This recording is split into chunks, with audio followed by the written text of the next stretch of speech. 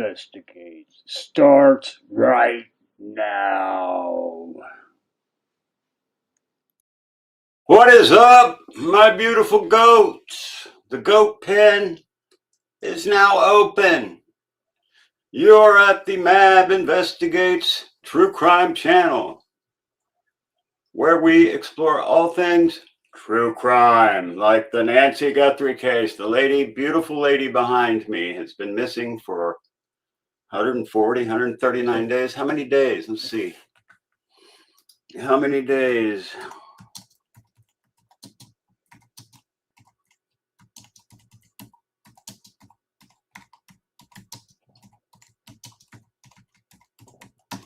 Sorry, guys.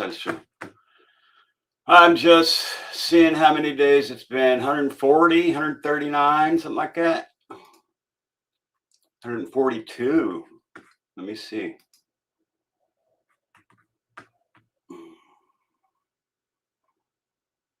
Doesn't even tell me. What a bunch of bullshit.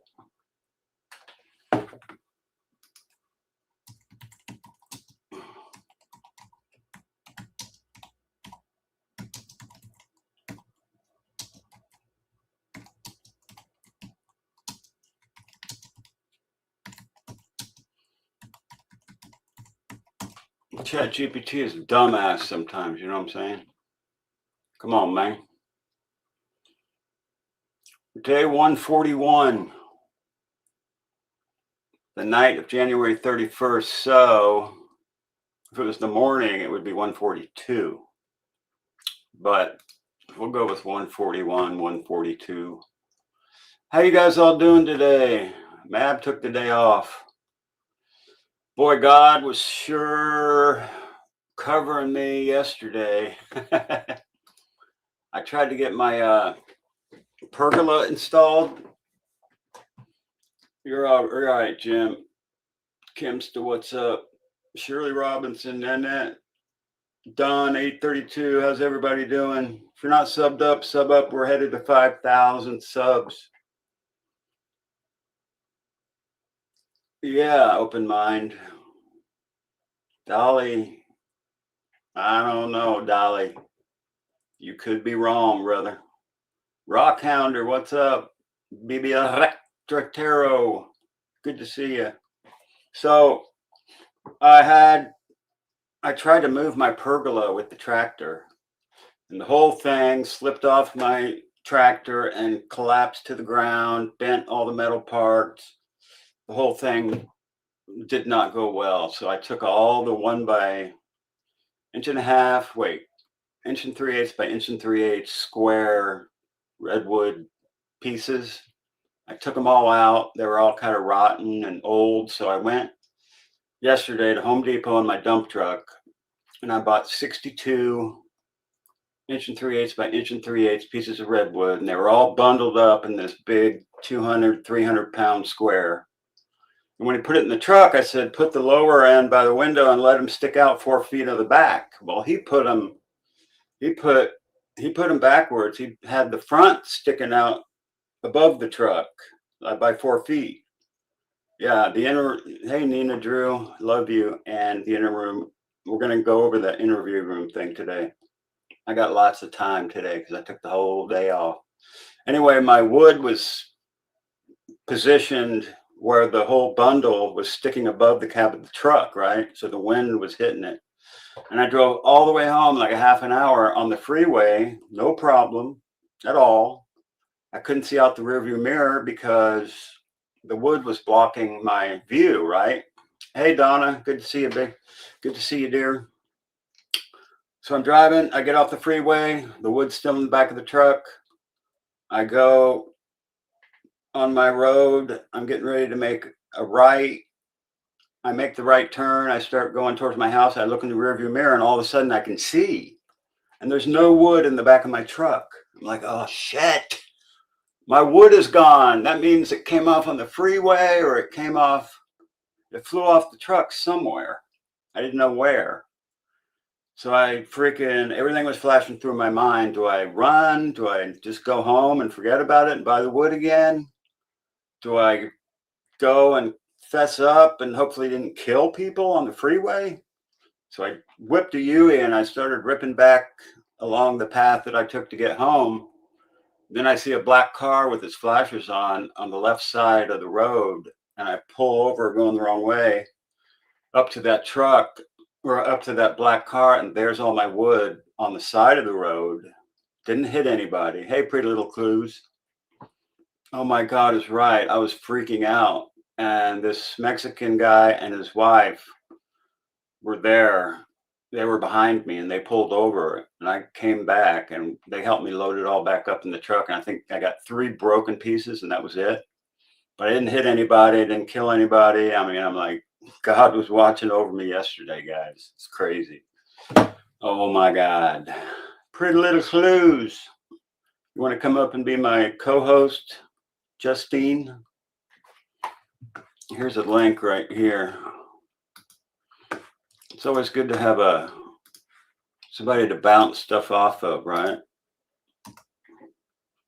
Justine, get up here and be my co-host.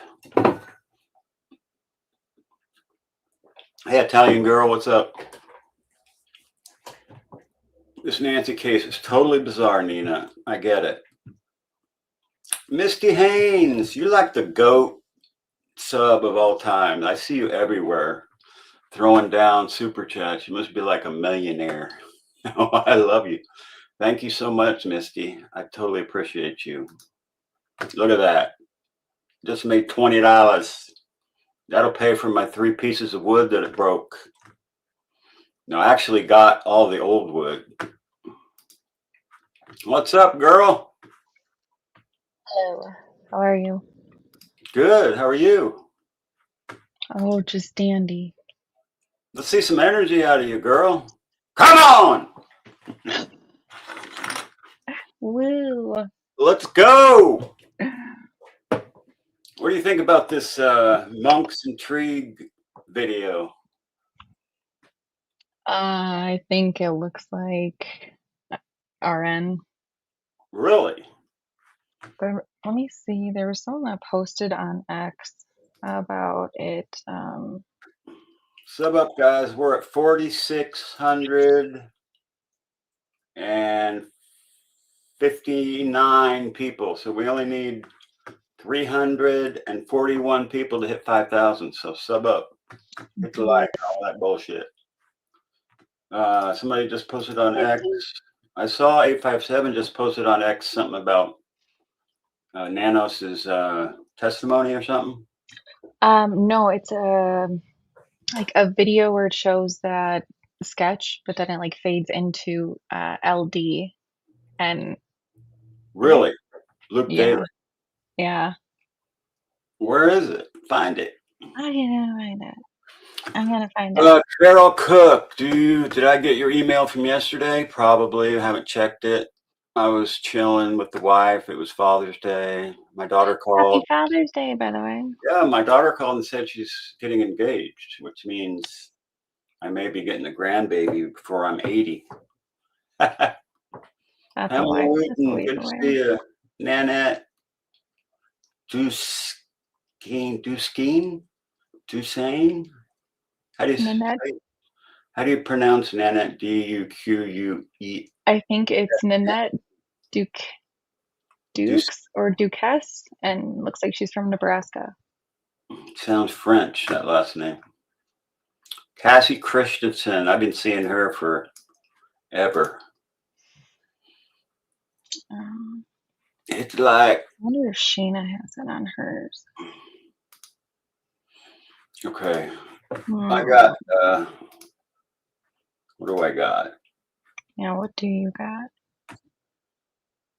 I got the Monk's Intrigue video. Let's check that out real quick.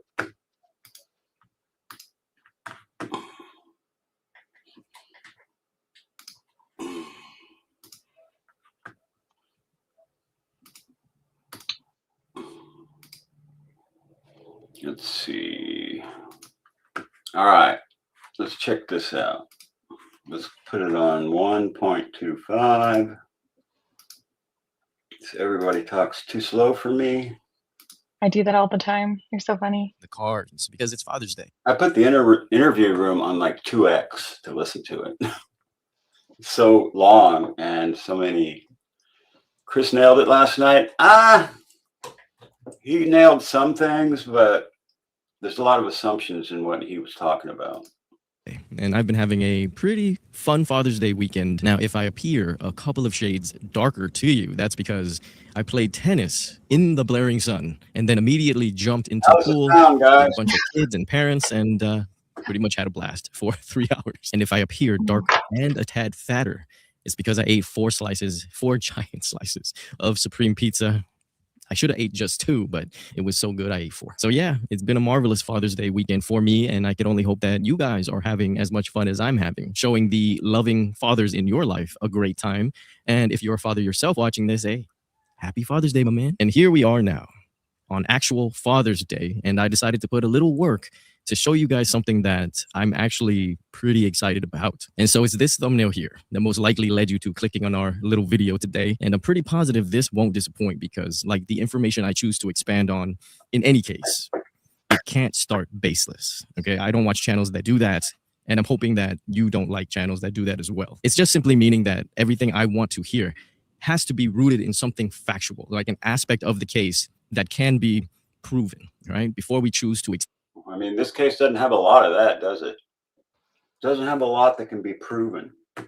I should send a link to Damien and Alex.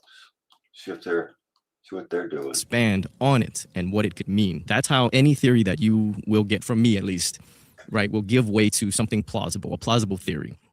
Well, in today's video, it's definitely along that line. But this time, you can use your own eyeballs to judge the facts that I'm presenting to you, right? The data that we have extracted from this same image. If you recall, if you watched it, this is the same image. Let me find the pictures I want to show you guys from history that I have that I think is probably the guy, or is likely the guy. Let's see. It was a while ago. Okay, getting close. I've got like a million pictures of this case. Oh. There I am right there.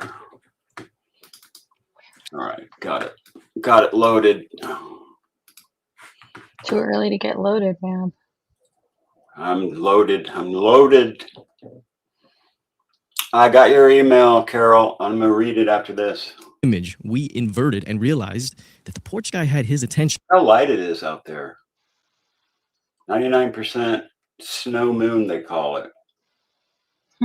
One guy on X, one guy on X, the first guy that pointed this out, how light it is out there. I mean, I can see the trees way back there. 2 little lights right there. I mean, I can see a lot. I mean, he throws you shadow when he goes and picks up the flowers. Whoops, can you guys still hear me? Yeah, you're good. My microphone. His eyes on the doorbell camera almost. Yeah, I remember that video where his eyes are looking at the camera the whole time, even though his face is. Yeah. That's freaky. Just creeps me out, yeah.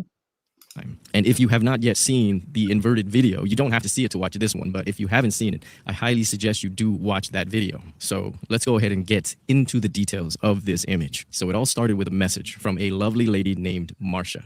She asked me to do something that was very unorthodox. She said to use my cell phone and take various snapshots of my monitor of the porch guy, and that I'd be surprised because doing it this way, she was able to make out more of the features of the porch guy's face, even in that solitary image given to us by the FBI of the perp before he had. Okay, let's try that right now. I'm going to take a picture of the monitor of this guy's face all the way up close. I doubt it's going to do anything. It just looks like a white blob. Look how, I think he has at least 2 masks on. I mean, he's got a pumpkin head. Had his backpack and the gun holster on. And you know what? She was kind of right. And I kind of have to say it that way because I had to squint, right? I had to squint at the same images we've been seeing for months. But look what we can see in that standalone Look what we can see. Nothing. Looks like a damn Sasquatch. Come on, man. No face. No face. No face at all. image. Before, it was just a white head, right? There was no eye sockets, no mouth. But when we change the perspective just a tad and then look at it, I'll say it's a little bit refreshing. It's an image that we've scrutinized for detail about the porch guy's face in this image than I ever thought. Now, this guy has a little flavor saver, right? And he has a mustache, but that could be like a Hitler mustache, right? Just a tiny one. Or it could be a full beard. Could be anything. We don't know because he's got a mask on. And it basically floored me. So I played with the exposure levels, and with each adjustment, I was just... Justine, do you have the original Porch Guy video? I can grab it quick. You do? a bit shocked I can find it. Give me 1 second. All right.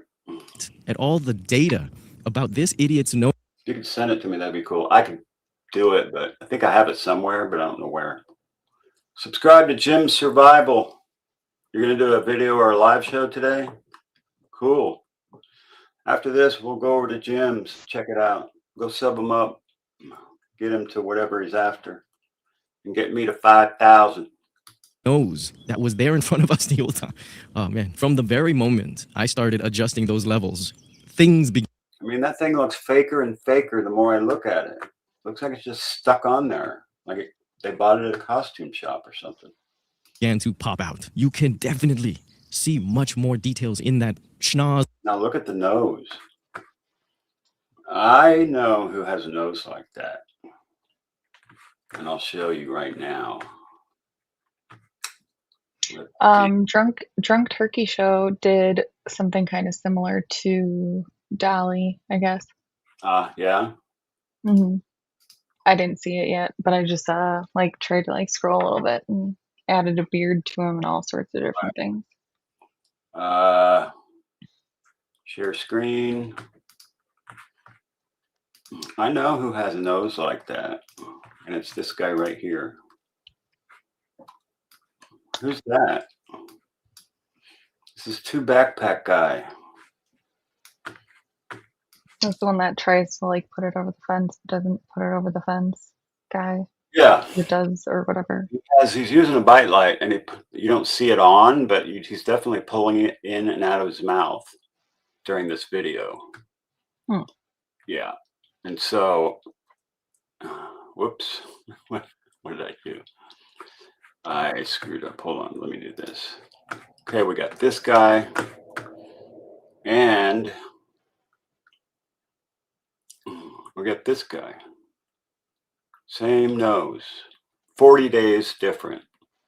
So he had 40 days to grow hair, more hair, right? I mean, look at that nose and look at the bulge between his eyebrows.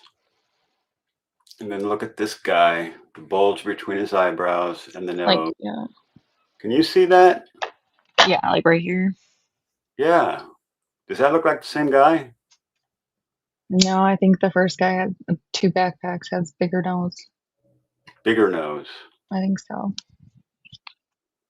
And like it's so if you look at just like the tip of his nose, like go from under his nostrils to like the mid bridge, Like that where looks different. it dips up a little bit right there. Mm-hmm. A different angle, but yeah. He's got the bulge and they look damn near like the same guy, but I guess I could be wrong. But Look this at is his the only ear. other guy that was running around with backpacks on the same night that was using a bite light. And who's the guy in the car? Where'd that come from? Dad's Gone Live saw this guy. Remember that? Blue car? That wasn't the night of the signs, was it? No. This was the night that he saw this guy creeping around, and he was following this guy, and this guy was like going really slow, and then when he came across intersections, he'd almost stop, and then he'd creep along and creep along. Then he stopped completely on an on-ramp, I think, to some road or the freeway or something. Stopped in the middle of the road.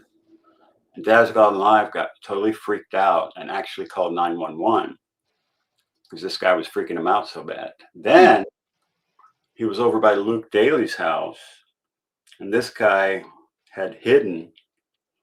He was following him, and then all of a sudden he was gone. Apparently, he backed into a driveway a couple doors down from Luke's and was sitting in the driveway doing something in the back of the car. Yeah.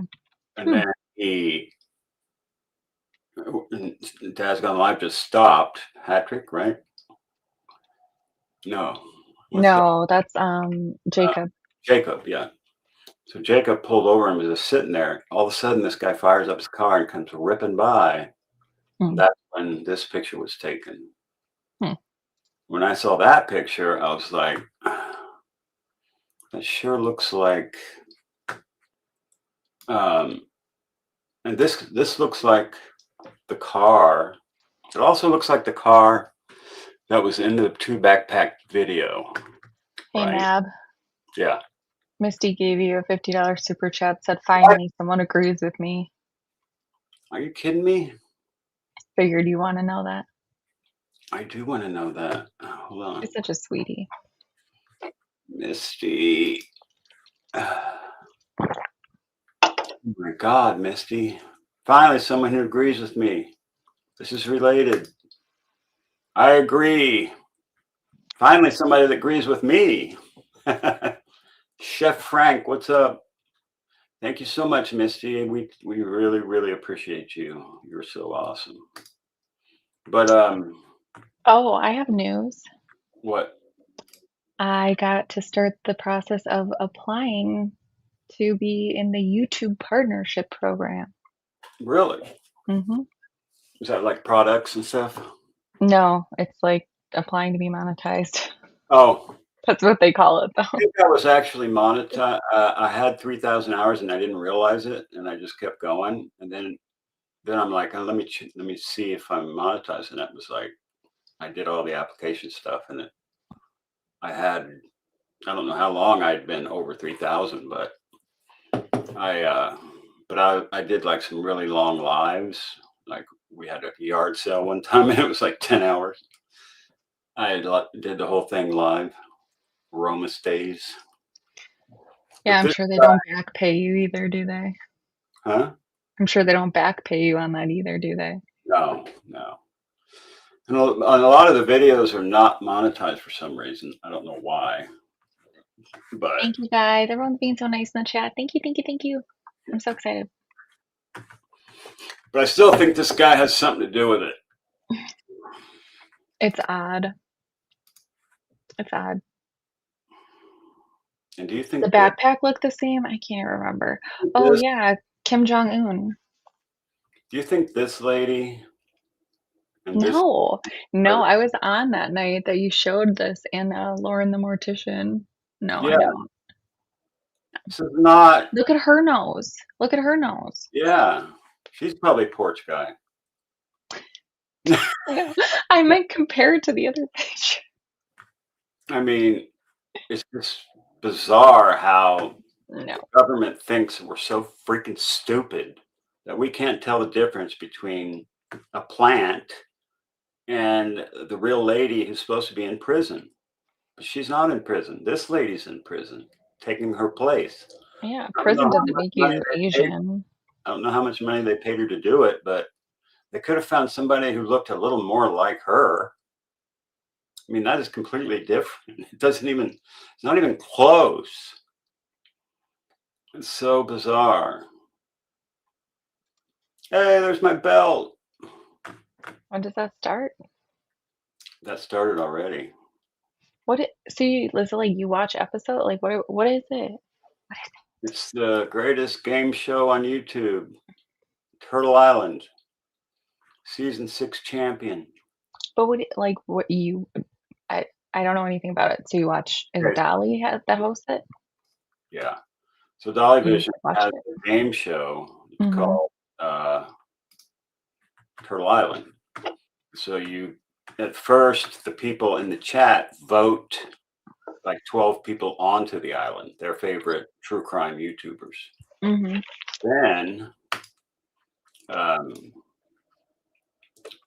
Then they go ahead and put the rest of them on, like JLR, like Christine Randall, Annie Elise. There'll be like Queen Bee, and there was Cluminati and Elevated Truth were on there last season, and a bunch of people. And their subs would come in and like try to make their person win. Like, I've been trying to win since season 2. And I've come in first year I played, I came in 5th, 4th, 3rd. And the closest I got was 3rd, I think, or 2nd. I can't remember. But I finally won last season. Kramit was 2nd place. You know who Kramit is? I do not. She made the song. We'll probably play it in a little bit and I'll show you how it works. It's pretty fun. And Mrs. Mab got voted on right behind Patriot Pride. So Patriot Pride got 14 votes and Mrs. Mab got 13 votes. But I got a bunch of votes too. So if you put me and Mrs. Mab's votes together, which that's how it should have gone, we would have been first. But Adam was first, Mrs. Mab second, and I think Guilty of Crime and Alex were all on the island. And they voted more people on last night. I believe it was last night. And the song is really cool. We'll play it after we watch this. It was pretty cool. Let's get back over to this. Okay. Thank you for explaining. Because of his. Now, unfortunately, for the crotch holster guy, I am a world-renowned, a world-unknown drawer of pictures. So I first started with the detail that jumped out at me first, and that's the bridge of his nose, okay? If we're to start there and go down, there's that slight rise, right? From the actual indentation of the bridge of the nose, and then it kind of falls like a waterfall. So his nose, of course, there's our bridge, right? And then his goes out here, but his nose kind of... Monks is the porch guy. No, he's got those glasses things on his nose from wearing glasses. After that, if you get my drift, his nose is a bit of a two-parter. I would consider my nose a one-parter. So his nose having 2 sections, I would say, that gives his nose a lot of character, doesn't it? And I feel like I have to keep explaining this to make sure everybody understands, okay? So from the bridge of his nose, okay, it juts out just a tad, as you can see by the shadowing there, right? So from the indentation, juts out a bit, and then just kind of drops. It's a big nose, and it's sharp at the end, it looks to me. Mm-hmm. That's a pretty interesting nose. So it juts out, and then it turns downward until you get to the tip of the nose. Light. Yes. You could even see the tip of the nose now, which I don't know about you. This is the most excited I've been about someone's tip of the nose, using your own eyes without me helping you whatsoever. Anything jump out at you, Justine? It's the same thing, but what I'll tell you, when you look at the final sketch, the one thing that stood out to me is, like, if you look at it, how he has the eyes set in a little bit, it almost looks like he could be wearing one of those masks. Like, don't do that to me. Get me off this big screen.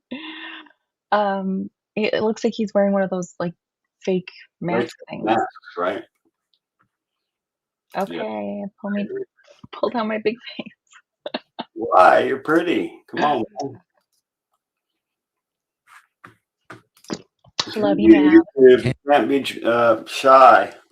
You know what I'm saying? And you not see that slight bump there. And that would be... That hair looks faker and faker the more I look at it. Looks like Charlie Chapman of the old 1920s, 30s movie.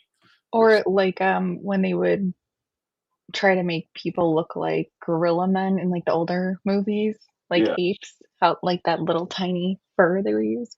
That's what it looks like. It looks faker than shit to me. The tip of his nose, right? Something I'm sure a lot of us have never noticed before. Or should I just speak for myself? That's not even the crazy thing. We're not even through yet, okay? So just stay with me because something was about to blow my mind when we come across it right now, okay? So because the part of the nose is bone, right? The top part of the nose is bone right here. Okay, that's a fairly reliable structure, right? It's not going to be pressed down, but of course, the soft tissue of the nose, right, the tip of the nose, that is being pressed down by the ski mask itself, ever so slightly, I would say. So for that tip of the nose to even make a bump there, that really leads me to believe that it's pretty prominent in real life. I was again taken aback because look, right there. What's this, Nogales, Mexico? The burial plot. TMZ says the feds are there right now. I just saw that too. Blue Cat says. Let me see what I can find. This time, I think it's legit. Check it out while we're watching this. Yeah, Charlie Chapman, exactly. Aren't those his nostrils? I mean, that's where a human's nostrils would probably be in relation to his nose and mouth, right? So yeah. But we can't see them, so you can't know where they are. I believe we have his nostrils, okay? I got your nose. And so from here, I took a little liberty to fill in the mustache and the possible beginnings of a full beard, but we'll leave the facial hair at that. And even after that, there's so much more detail. Anything after this is just speculation. That it blows my mind how we never saw this before, because just look here. I've seen it before. I saw it before. And I think it's the same nose as on my guy. Because of this infrared glare, we could actually make out his cheekbones. This guy has a pretty skinny face, okay? But looking at his body, as the FBI has dissed him by saying he has an average build, which I tend to believe is accurate, because I feel we're looking at a mushy dad bod. And we also got to remember that because of the fisheye lens, when you look at the tile, the lines in the tile look curved because of the fisheye lens, which makes people look shorter. So if he's 5'10", they say he's 5'10", he may be taller. Not too dissimilar from my own, but he appears to have a skinnier face, sunken in cheeks, because these highlights definitely indicated cheekbones to me. We're getting a great idea about the structure of the Porch Guy's face. Those cheekbones are jutting out just a tad. Yeah, I agree with the high cheekbones because it has a lighter, it's closer to the camera, I guess. And we're not even done yet, because this is the part that blew my mind, because I was not expecting it. Jumped out to me like a jump scare. Look over here. Is that his freaking ear? I kept looking at it, and I am convinced that's his freaking ear. It even juts out just a bit on the mask. Ladies and gentlemen, on this Father's Day, I think I have a gift for Charles Guthrie, and that would be Savannah, Annie, and Cameron's father. That would be Nancy's husband, who couldn't be here to protect his children, and Nancy herself from this tragedy. And I would like to believe that we are presenting to him and to the world that we are looking at a pretty accurate composite based solely on the data we're given. Let me just clip this real quick with my little clipper app here. I use Mac, so I never liked Windows. Sucks kind of to me. All right, let's capture that. Pink. You guys saw it firsthand that nothing was made up about the makeup of this guy's face, right? We only expanded on details that makes sense, such as facial hair and the eyebrows from what's peeking out from under that ski mask. And like in any case, we followed the facts, only the facts we're given, and just followed up on the details with some good old lawn chair detective-ery. And in this case, our drawing skills came in a bit handy. And so on this Father's Day, if you guys believe what I have done here is accurate and rather important, then I feel it's up for all of us to share this image. And if someone comes to mind, right, isn't it our duty to share with it to the FBI who we think that looks like? So take a clips or tips the FBI is getting, how much garbage they're getting from people like this. I mean, they can't do anything with this. Screenshot, right? Mull over it. I just don't see it, man. Come on, man.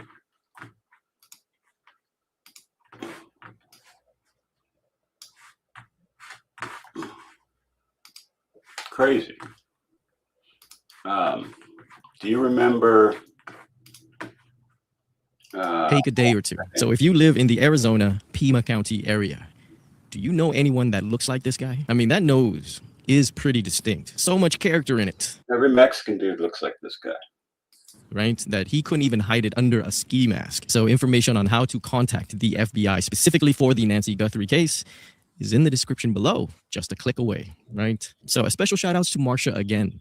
Your interesting process led me to create a composite drawing of the crotch holster guy, which was not on my bingo card going in. And I find that so cool. And if you guys haven't discovered my work on the Zodiac case, that's a case that I feel we should be wrapping up in one or I think Monks and Richard Nolette ought to get together on the Zodiac case. two more videos. No, no. I would suggest you go. Stop. Yes. Stop the madness. I want more ciphers. Over and watch it because the people have been telling me that it's very insightful. It's a different look at the Zodiac case. My name is Monks. Have yourself a Your name is Monks. Waiting for Blue. Blue said that she's gonna go look for the timestamp for us because I'm like, yeah, Italian girl, I did see the one. So Harvey did a separate one, just like clarifying the ransom notes because everyone I think was getting confused saying the ransom note said that she was deceased, and he just wanted to clarify that that was just the person that kept sending those emails saying I have information, you know, send me half a Bitcoin. That was that person. You remember this guy? Servando Sanchez Hernandez? No. He drops this. Oh, you don't know? He dropped the GPS coordinates of this and says that Nancy Guthrie is 47 feet below surface in a structure that is reinforced with lead composite lining, which is why the infrared failed. Well, infrared does not work underground in the first place, so you're an idiot already. Humanoid category 4 hybrid Aries group is on site. All right. She is alive. Sorry, spell Aries. What the hell is it? What ARES? What is that? That's a misspelling of the A hybrid. global alternative investment manager operating credit, private equity, and real estate markets? I don't think so. Okay, anyway, go ahead. What are you talking about? I just looked up ARES. So I guess this guy says she's 47 feet underground with some freaking aliens, right?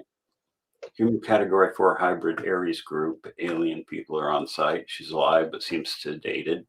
He's the special operations soldier that was missing from the 2014 Black Sand incident. Should I put that in ChatGPT and see if they even know what the 2014 Black Sand incident is? I got two of these. Did you see Misty's comment? She said if you go back to that backpack fence dude, there's a split second that you could see where it looks like the crotch holster thing. That Ashley Banfield, she had a clip of it. Yeah. Do you have that whole video of the backpack dude? Yeah, I do. It's on Anything for Misty. Doug from Northport. Live Doug. Oh, there it is. Live Doug Northport. And we'll go on his channel and then we'll find the right video. I think it's this one. Let's see. Yeah, it's this one.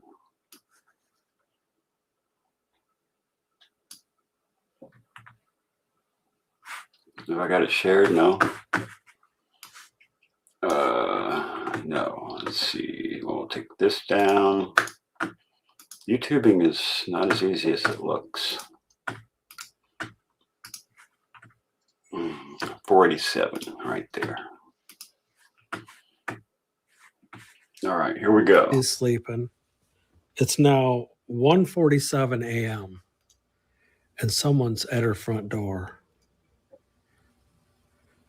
I don't know how he didn't know to block himself with a towel or a cardboard or something Right there. coming up to the Nest doorbell camera.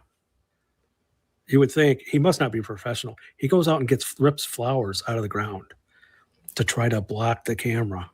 He must not think the night vision can see him right now, and he's got to get up. There's that bite light. Same one I got.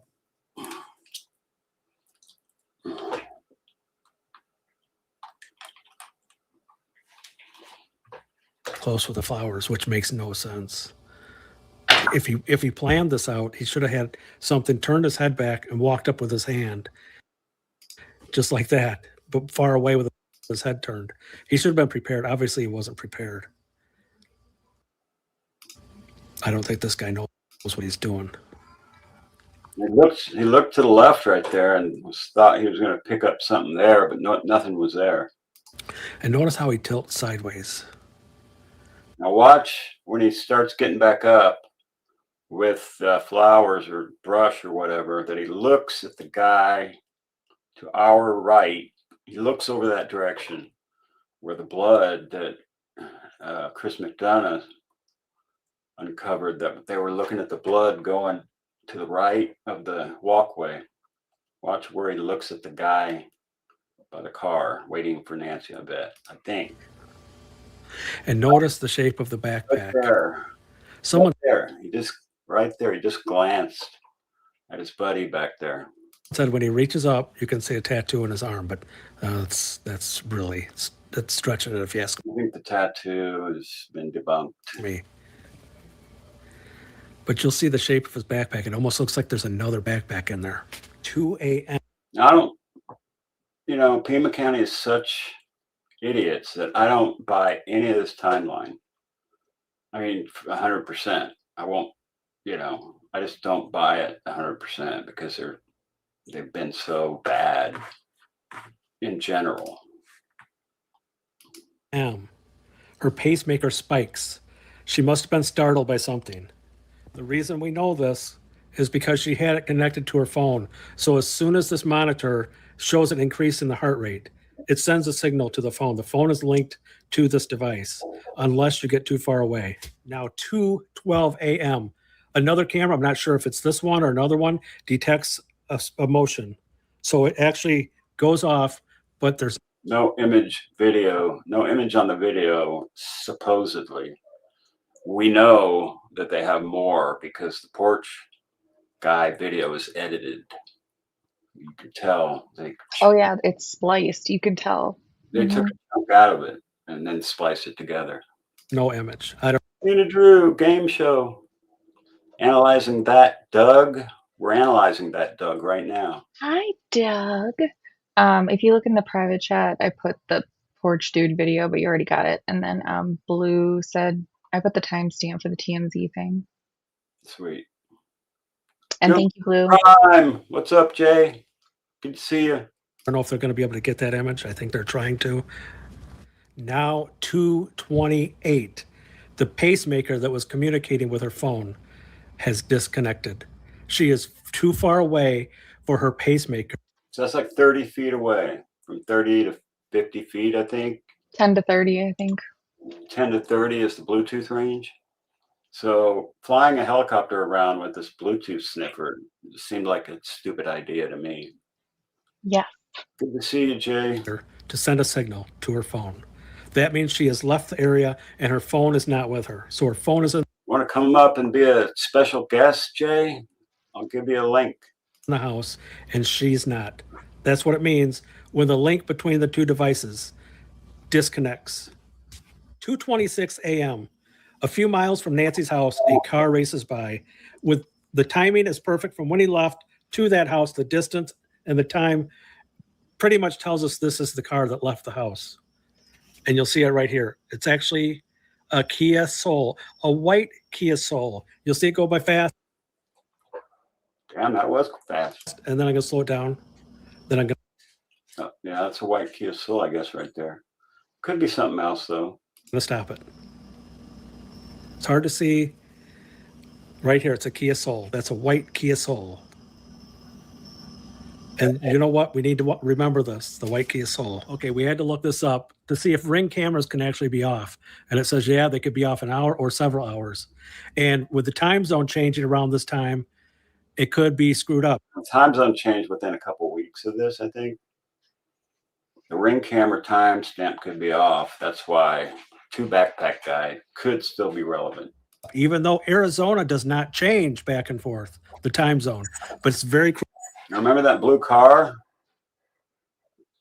I was with the guy in it that I said looked like the backpack. Yeah. This is what Misty was talking about. So like look at his yeah, Yes. okay, that's the car. Kia We're Soul's supposed way to look back by there. his This waist. car right here, I Mhm. believe, is his car. Same car that I just showed you, the blue car with the white thing on top. Could be. Crucial because this guy was ruled out. He was actually ruled out because the time says 1:52 a.m. or actually this started at 1:52 a.m. So they're saying there's no way he could have been there. But if you add an hour, it's 2:52 a.m. and it would make it perfect timing for him to drive the 5 miles. But why would he stop with Nancy and do this? Don't make no sense unless he was changing cars from that to the white Kia Soul. And it does look like there's somebody standing in front of that Kia Soul when you look. From her house to that backyard right there. Perfect timing. Okay, this guy was seen trying to get into someone's backyard. Originally, people said, oh, he was cleared. That's his house. Not true. Somebody wrote in, put the Ring camera video on, and said this guy was trying to break into my backyard. So the mathematically at 2:52, it makes sense 100%. This whole thing ties together. This ties together when you add that hour, exact timing. So here we have him. Okay, so you just put the bite light out or into his mouth right there. We're gonna slow it down and look because I'm telling you, he has a freaking bite light. Let's put it -7.5. Bring it back to touch. And don't forget to look at his waist. His waist. Apparently we could, yeah, that's what Misty was talking about. That apparently you can see the holster Yeah, in his pocket of the hoodie, covering his no weenie peenie. I mean, so here we have him. right there. He's taking it out of his mouth or putting it in his mouth right there. See? Mm-hmm. Walking up In his pocket. Then he puts it back in his mouth as he leaves. You'll see. too bad. He puts it back in his mouth. Mm-hmm. I see that. See it? Yeah. Backpacks. Nobody plays with It's the right mouth. there in his hand. In his right hand, you can kind of see it right there. I threw that up and everything, and I could not find because it's so small. I mean, Mm-hmm. And it's already pixelated. You know, it's not a great video anyway. here's the actual, the one he used is really small, and that's only and then when you take it, this plugs into the USB right here, and then you separate it, and the light comes on. Wait, And to get it to work, oh, there you go. Yeah. But to get it to work, it has to. Don't some of those have to be in your mouth? That's why it's like a bite light. No, there's no biting involved. You just separate these two, and that comes on. Oh, okay. Together, it goes off. So you pull this out, and it's. Wait, I'm on the wrong side. I was like, why are you stop putting things in your mouth?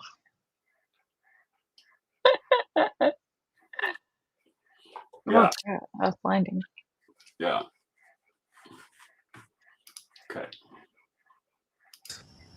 He looked like he took a flashlight out of his mouth, put it in the other hand, put something in his pocket. Maybe it was a flashlight that was in his mouth. Doesn't want to open the gate. See how he he tilts sideways just like that other guy. Trying to get on the right side of the gate. Now he's trying to get on the left side. He has no idea. Well, it turns out this is a commercial property. It's not a house. So That's interesting. Do we have an address? I'm showing you guys, I'm such an idiot. Is there an address for that? I think there was an address to that, but I'm just, excuse me, not sure what it is. I get the hiccups. If anybody knows, can you put it in the chat? Yeah. Yeah, how to open that gate. It's not his house. People said it's his house. It's not his house. And watch him put the bite light back in his mouth pretty quick here. Right there. He's got his hand in his mouth right now. Yep. Couldn't get in. Put something back in Headed towards either that car or the Kia Soul, one of the two. his mouth. I don't know if it's, or took the flashlight out. Must have been the Kia Soul because he walks by the passenger side of that car. Maybe he had the flashlight out. Yeah, he just, because there's light here. That's why he's not using the bite light, because it's already lit. So he could see in the backyard. Maybe he. And when he left, he put it back in because he needed it where it was dark. Had the Yeah, flashlight. this guy in his has to mouth. be over 6 feet tall though, because so the top of the car usually standard is like 4.5 to 5 feet tall, like Yeah. the height of a car. Mhm. And it looks like the fence might be a little, like the brick wall might be a little bit higher than that. And this guy's head is a little bit higher than that. So he's got to be over 5 feet, Let's see. The gate is probably, maybe closer to 6 feet. I think the gate's 4 feet. Mouth. That would make him a Maybe he midget. put it in there. I don't That would know. make him 5, type 10. I don't know. Oh, someone asked in the chat, sorry. Pretty high gate and wall there. He had a $10 Ozark trail bag, but does he have the 25 mil black Ozark trail backpack? I don't know, Blue Cats.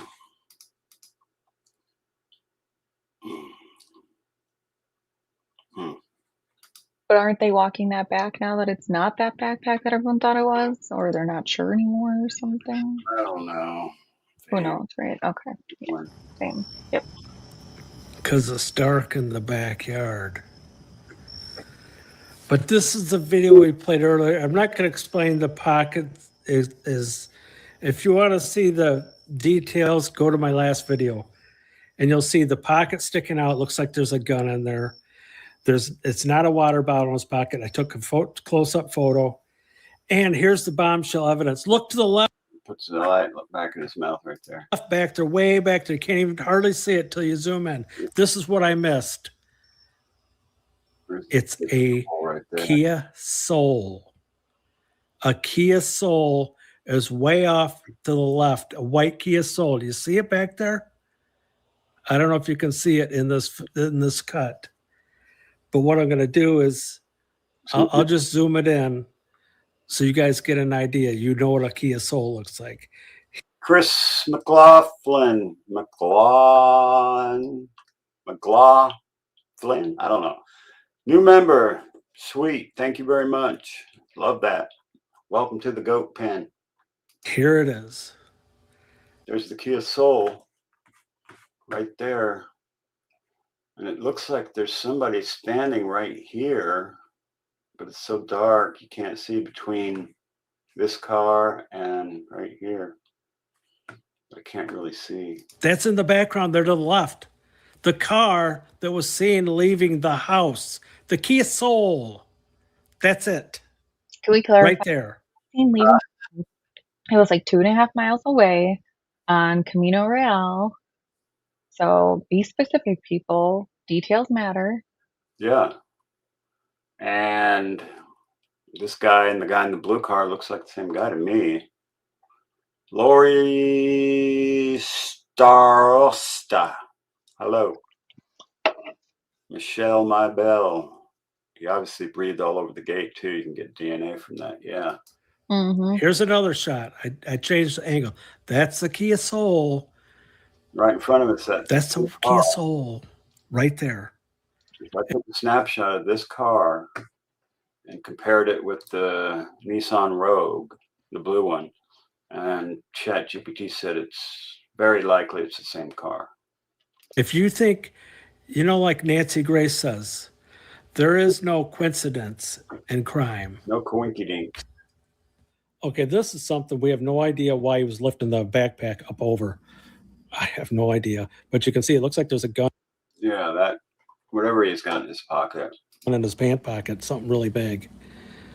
We're just trying to figure this stuff out. And this next thing, what started this, I never even figured this out. Someone wrote me and said, hey, if you look at your photo, he sent me the photo that I had of the what people said was a water bottle right here that doesn't look like a water bottle. But anyway. Looks like something tied in a bag.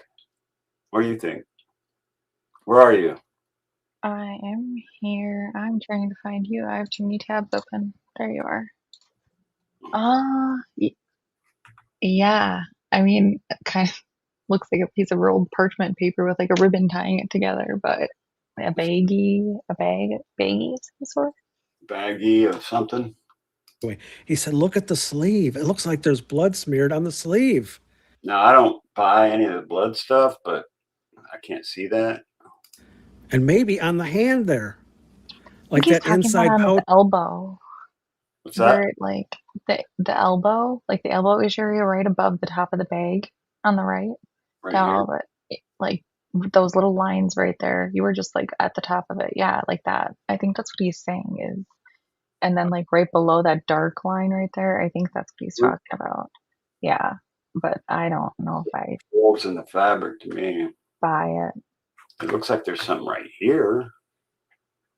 I think that's just like the zipper or the bottom part of a pocket or a seam. Yeah, that's what I'm thinking. It was bloody and it was leaking on his hand. And I was like, oh my God. I think Doug. you're right. And then I started thinking, remember when I said, oh, there's red? It looks like there's red. I said, I don't know if that's blood on his hand. On this shot right here. Remember when I said that? That looks like blood. It actually does. This thing is what he's talking about. Oh, yeah. There it looks like red. Kind of, yeah. And this isn't the bombshell. That's the bombshell's coming up. But the next, remember I played this and I got another photo right here, another angle, and it looks like blood also. Where's the blood? Is that this? Yeah, yep. I don't see it. I don't see red. And I'm putting but dried blood is brown. The two together. So I start searching through the video, trying to look at stuff closer, kind of like when we saw the Kia later. We didn't know the Kia was there for what? A week? This is graphic content. It might be disturbing to some people. Turn it off or leave the room if you don't want to watch this. Warning, warning, warning. Cover your eyes. Come on in. It does involve blood. Come on, man. This is what we never thought that this was after. But if you add an hour to it, it's a head coming out of the side of the backpack. This is what he's talking about right here. Okay, in the middle there, that's just a logo. That's right. Like a seal logo. Or yeah. Yeah. But I don't know what that red thing on the right is. Like a water bottle or like an accent. I don't know. Oh my God. Doug, he's all freaked out. This is terrible news. I don't even want this to be true.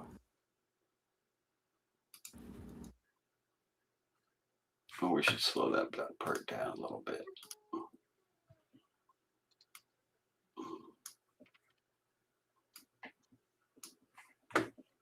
Want this to be true. It's pretty big. This thing goes all the way up to there. That's what she said. Yeah. That's what she said. Oh, you can almost see the bottle there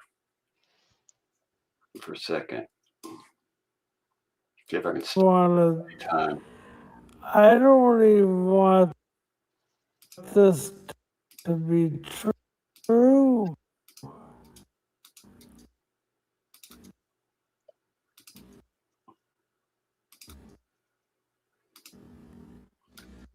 Oh yeah. It's like a flask or a bottle or something. Yeah, something. This is not what we wanted to hear. We didn't want to see this. Just turn them off. Great. Logo there. Definitely a logo. Oh, and that's a perfect view of the logo right there. It's shiny even.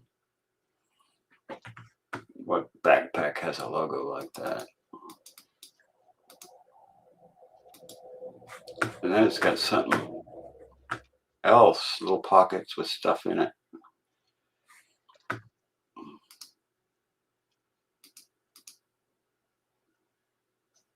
the hell is he doing holding the backpack up there? Is that a Wi-Fi jammer in there? He's trying to jam the camera or something? I don't understand why he's holding the backpack over the fence. Like it's somehow going to help him open the gate. I don't It get would it. depend on what's on the other side of the fence. You know what I mean? Or is he trying to use it to bring some, like pull something up? How would he use a backpack? Like a latch? Like maybe use like the strap to like pull the latch up? Possibly, but the latch would have to be pretty far down there. It's possible there's an interior latch on it and he can't reach it, and he's using the backpack to try to catch it with the loop of the backpack that holds it onto your shoulders.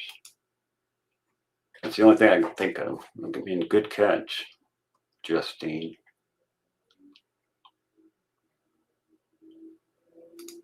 Yeah, he's got that little V thing right there. That's pretty particular. I could probably figure out what backpack that was if I clipped this thing, probably.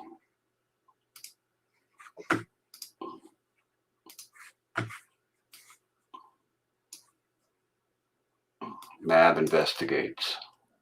He investigates everything.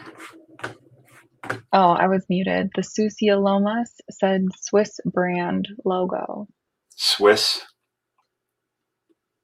So she said. Swiss brand logo. The Susie Lomas. Susie Lomas. Susie Lomas. Yeah. How'd I do? Now he's thinking this is the blood right here, but it's not. I don't think.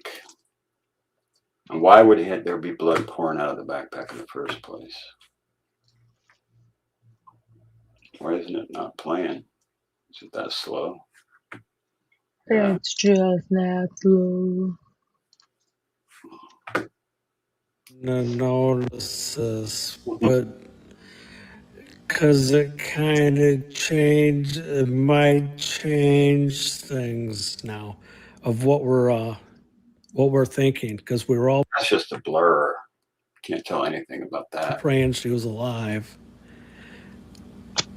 I just don't understand why no one will listen to me on Now there's that little hooky thing. Not a little drunk, buddy. Yeah. this video. No one will look at him as a suspect and interview him again. They said he was cleared because the time didn't match, that it was impossible for him to be there. Well, if the clock was wrong, which they I don't even think they want this case solved based on the behavior of everybody. No. Right? They just want it to go away. Yes, they do. always are. Mine has always been wrong. I mean, probably, was it? See a little bit of reddish stuff right there, but I don't think it's blood. I don't know, like 15 years. It's always been wrong, and it's wrong right now. I'm looking at it right now. So you almost have to throw that out. But time-wise, if you add an hour to that, it's perfect timing for him to leave there and get to here. This is downtown. It's 5 miles from her house. And he's trying to get into the backyard. We don't know what he's doing. This isn't good news. Is the looking thing a logo or a clip? I think it's a clip, PI. Thanks for the $2. I can use that. $2. I haven't taken a dime out of my channel yet. You know why? Because I started a nonprofit. And Yes, congrats. yeah, here's the paper I just got. We are pleased to tell you we've determined you're exempt from federal income tax under Internal Revenue Code IRC Section 501c3. Donors can deduct contributions they make to you under IRC Section 170. You're also qualified to receive tax-deductible bequests, devices, transfers, or gifts under Section 2055, 2106, or 2522. This letter could help resolve questions on your exempt status. Please keep it for your records. Organizations exempt, blah, blah, blah, blah, blah, blah. It also exempts you from certain sales tax and things like that. So always keep that tax exemption certificate with you if you're buying anything for it. Right. Organizations exempt under IRC Section 501c3 are further classified as either public charities or private foundations. We're a private foundation. We determine your public charity under IRC section listed at the top of this letter. If we indicate at the top of this letter you're required to file Form 990EZ, our records show you're required to file an annual information return or electronic notice. If you don't file the required return or notice within 3 years, your exempt status will be automatically revoked. So this is a 501c3. Next step is to make a bank account, and then all the money that's sitting in my YouTube account, my Cash App, and my Venmo are all going into that. And we're going to be helping people find missing loved ones, helping the elderly, veterans, Gold Star families that have people in their family that have died serving our country, and all that kind of stuff. That is amazing work. God's work. Is that blood? Amazing work. Yeah, it's going to be awesome. I'm excited about it. I mean, you tell me. Am I imagining this? You're tripping. Do you guys not see all these clues? You don't think that everything looks, everything ties together. The hoodie, there's a hoodie when he's at the front door. You can see a hoodie. He's got two hoodies here. He's got a black. What's up, Stacksta? Just getting off work. We're going over this dang Nancy Guthrie case. We're keeping it in the limelight so it doesn't go cold. Black one and a gray one. You can see the hoodie. Right. He looks a lot bigger than this guy. But he could be wearing 3 pairs of pants and 3 sweaters too. I don't think it's even the same backpack. I don't think it's the same backpack. Definitely not this black one. But No. it's the one that's holding over the. Let's take a look. Here, look at the. Oh yeah, you can see the hoodie there. Look at the backpack. It looks like it has that little black one before inside of there. See that? You think that backpack on this back on the left? Fugitive TV's in here. Who? Fugitive TV. Marcel? Sure. What's going on, Marcel? Love your videos, brother. I'm going to go check what you got later on. Good to see you, brother. Someone has to recognize him. Even though this guy looks like a freaking Skeletor. Look at him. Explorer, someone knows who that is. Evil. And he had a goatee. And who shaves their head? So now we're at the house and the cops are there. Pima County Sheriff's Department is there. The media's there. And I'm talking, the media is swarming up and down the street. We got the FBI there. Had people all over ordering flowers and having it delivered right here. Who stole MAB. What? Super chat alert. Super chat alert. Misty Haynes again. She done did it again. Who? Misty. Misty! That backpack looks like the one he held over the fence. Thank you so much, Misty. You're too much. All this money is going towards the nonprofit. I mean, I don't need any of the money personally because I was an inventor and I was an invention broker. So I made a ton of money in like 10 years. So I'm pretty much set. Got myself set up. Oh, very nice for you. I'm just kidding. That's awesome. And it's not easy to do. Because I'm smart. That's why. I wish I was smart. I actually invented DVR, if you can believe it or not. Did you really? Yeah. I That's call awesome. it Rewind Radio. It's the name of it. But at the end of the Rewind Radio invention, I put a bunch of stuff about you could do the same thing with TV to record what you're watching 24/7, and then record over the oldest stuff, and then put markers in the video where you want, to separate different parts of it. And that became like the first DVR patent. And I didn't get as much as I should have, because it was worth billions, but I got like $300,000 is what I sold it for. And I got offered 500 grand like 2 months later. I went and tried to buy it back, and they wouldn't sell it to me back. Oh, wow. But that was enough to pay my house off. So plus I got a wife that works. Oh, she just sent me a text. How's your day? She says. Mrs. Mine Mab. good. Thanks, Mrs. Mab. Thanks for asking. How's your day? I'm live right now. How are you?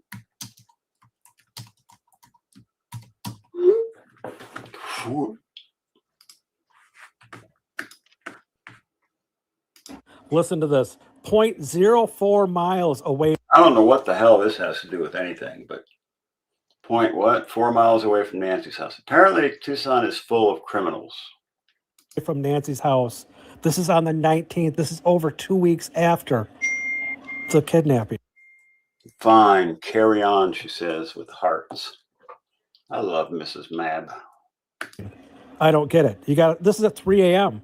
This is LOL, Mab. I was an inventor. You're so blunt, and congrats to be comfortable. Yeah.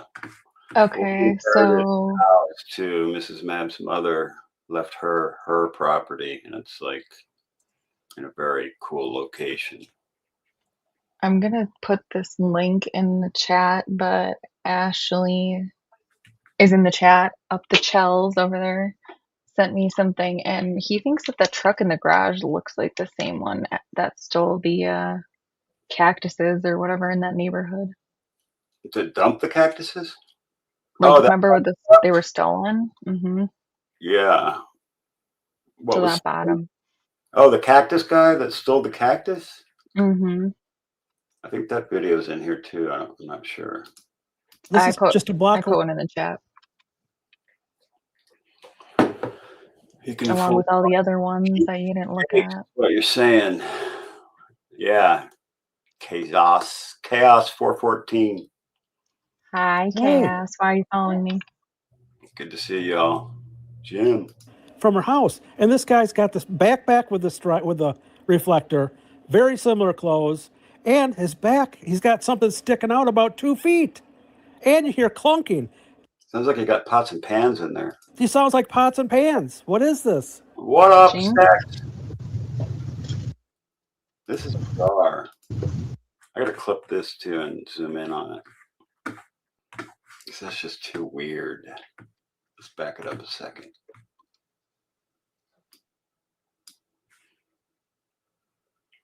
Let's see. Oh, stop. Missed it. Her house. And this guy's got this backpack with the reflector, very similar clothes, and his back, he's got something sticking out about 2 feet. And you hear clunking. He sounds like pots and pans. What is this?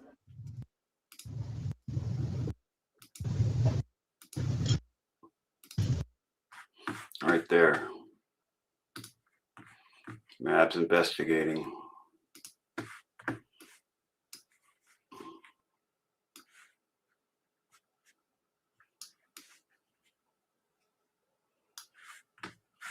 All right. Gotcha. He's got like a skirt on or something. Giant weird shit. Then the cops pull up right after this, I think. Look carefully. His coat is sticking out about 2 feet behind him. Now we've got the cops coming. a little bit after. I'm not sure if the homeowner called the cops. I'm not sure if the Ring camera did it. But you could also see, if you watch the beginning of the Ring cameras don't call cops, I don't think. video, you can see the light is on Cops came. Did they catch him? inside the Is there a FOIA we can do? Mercedes. Oh yeah, you did a FOIA, didn't you? There's an emblem on the ground, which means somebody was either trying to get in or was in. Now look at here. Look at this coat. It makes no sense. It's sticking out like 2 feet, and it's clunking like it's got shovels and pans. I just stole shit. These guys are thieves. I don't understand. Someone needs to look behind this house. It's only 0.4 miles from her house. This is very fishy. Very strange. Who is this guy? Did they check him? You know, is that his car? We need answers. Did they interview this? Did they find this guy? Does he own the car? Does he live there? Very strange. But I think that I'm assuming they called in and reported the He's a meth head, freaking out stealing shit. homeowner. So it can't be him. It just doesn't. $9.99. This video is zoomed in walking down the street. He has a very similar walk with the left leg like Porch Guy. Misty Haynes slamming down another $9.99. I don't think I'm as rich as Misty is. Because I ain't got.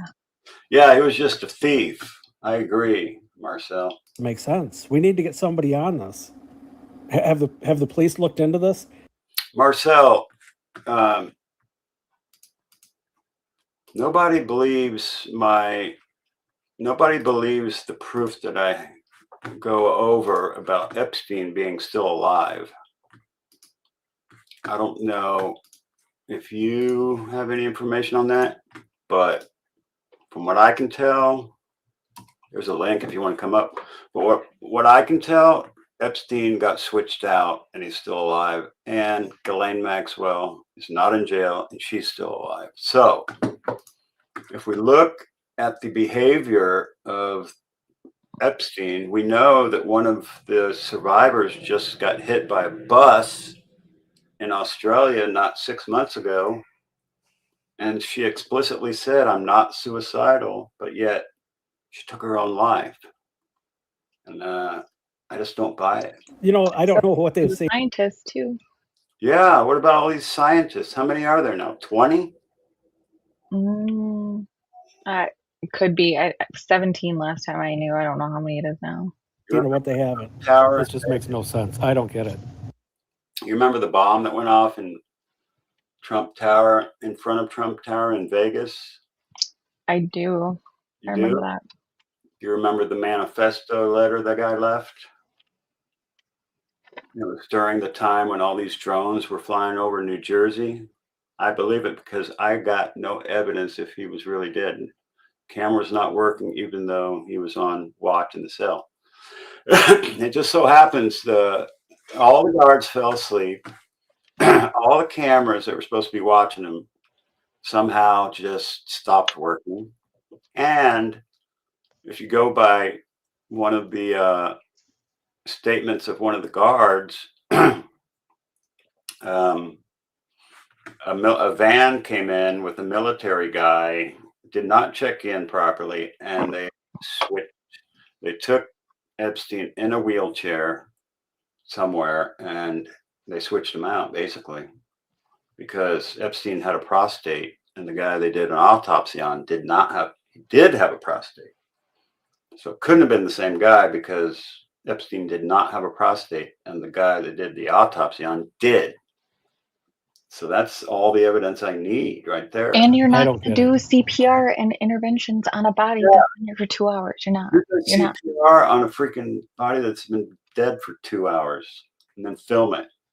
Not in my experience. The whole thing was just a cover up.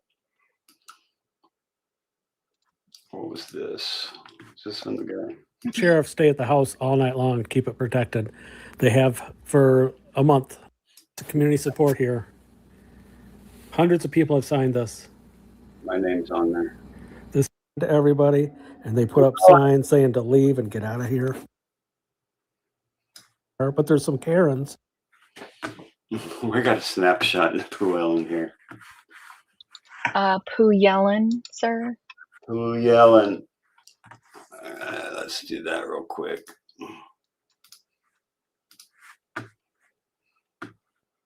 Look at her.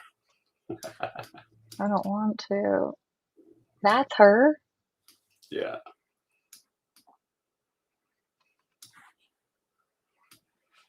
No, someone said that's Gem Lady. You think that's Gem Lady? That's not Plue Ellen? Are you sure? That caused this. Psychic that writer went said it. and complained.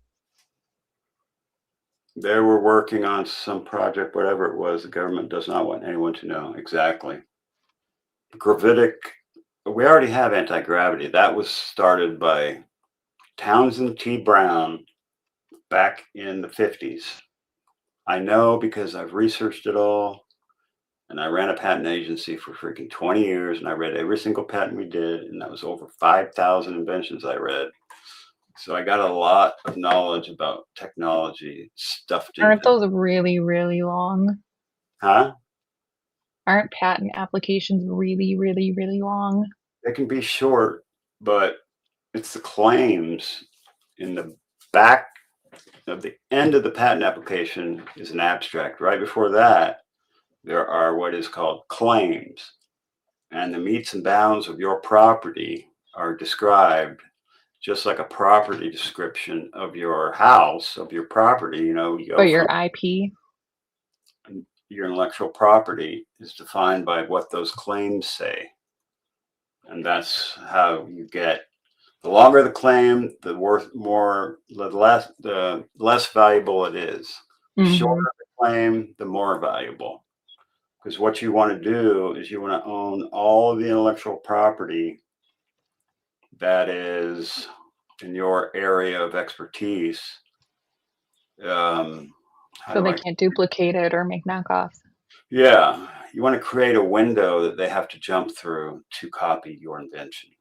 A lot of people don't understand that. They write these claims that don't make any sense. But if you create a window that someone has to jump through to copy your invention, then you've really done something, because you can sue anybody that tries to copy you. Anyway, it gets pretty heady and technical. But I've invented, I don't know, I think I had like 20 different inventions. To everybody, and they put up signs saying One day I'll dox myself and prove it to y'all. to leave and get out of Donna, good to see you. here. I feel like they don't care about Nancy. You know what? Some of these neighbors refuse to give the police their videos, their security cameras, so they couldn't even look to see if they have extra footage to find out who this is. There are some people refusing to give them the camera footage. Wouldn't even help out. And some of these Karens, you know, they're making this a cold case by pushing everyone out and get out of here. If it was Karen that was kidnapped, she would definitely want someone to look. And have I ever had 344 people in my chat at the same time? Damn. Do you? Sub up. Get me to 5,000. You 344 cool people, 342 cool people. You two that just left, get your ass back here. If it was her mother, she would want the media to stay there. I can guarantee it, because I know I would. I want to see the day where I got 500 people in my chat. Listen, if the person that did this is listening, please let her go. The family needs her back. And if it's not possible, if you can't do that. That looks familiar. That's a different picture than this one. That must have been a photo shoot she did. It's kind of a cool picture. I want to clip that. Whoops. It looks like by the Today Show, like where they have all the signs, because it looked like people behind were holding like the. Yeah. Let's clip that little deal real quick here.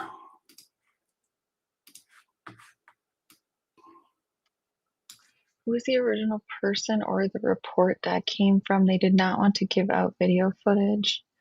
Oh, yeah, I don't know. I've heard that though. I don't remember where. Yeah. MAB Investigates at gmail.com. Yeah, my email. All right. Thanks, Doug. Where's the interview room? There it is. Here it is. Oh gosh, you can't make me. What if we put it on like high speed, where it sounds like they're actually talking in real time? Yeah, does anyone else want to come up? I don't want to hog the. I don't gotta hog this. I can put. Fugitive TV or somebody, but There's the link again. I don't want to be a stream hog. Click share on the moon. Yeah, he was so slow on getting to his point, and he said a whole lot of nothing. The only thing that was amazing was when he totally slammed KVOA, like totally slammed him, and Slam. Nanos a little bit. Oh yeah, he said shame on you. He said KVOA, shame on you.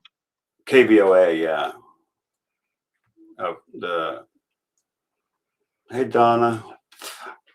Fact. Fast forward an hour to 1 hour. Yeah. 1 hour.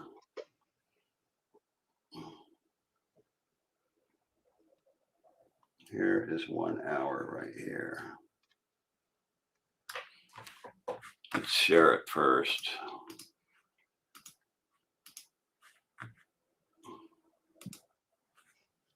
He changed it to matter of fact. I don't know. I like attractive of fact better. Oh yeah, come on up. Do it. Who? Fugitive TV. I'm sorry, Marcel. Here you go, Marcel.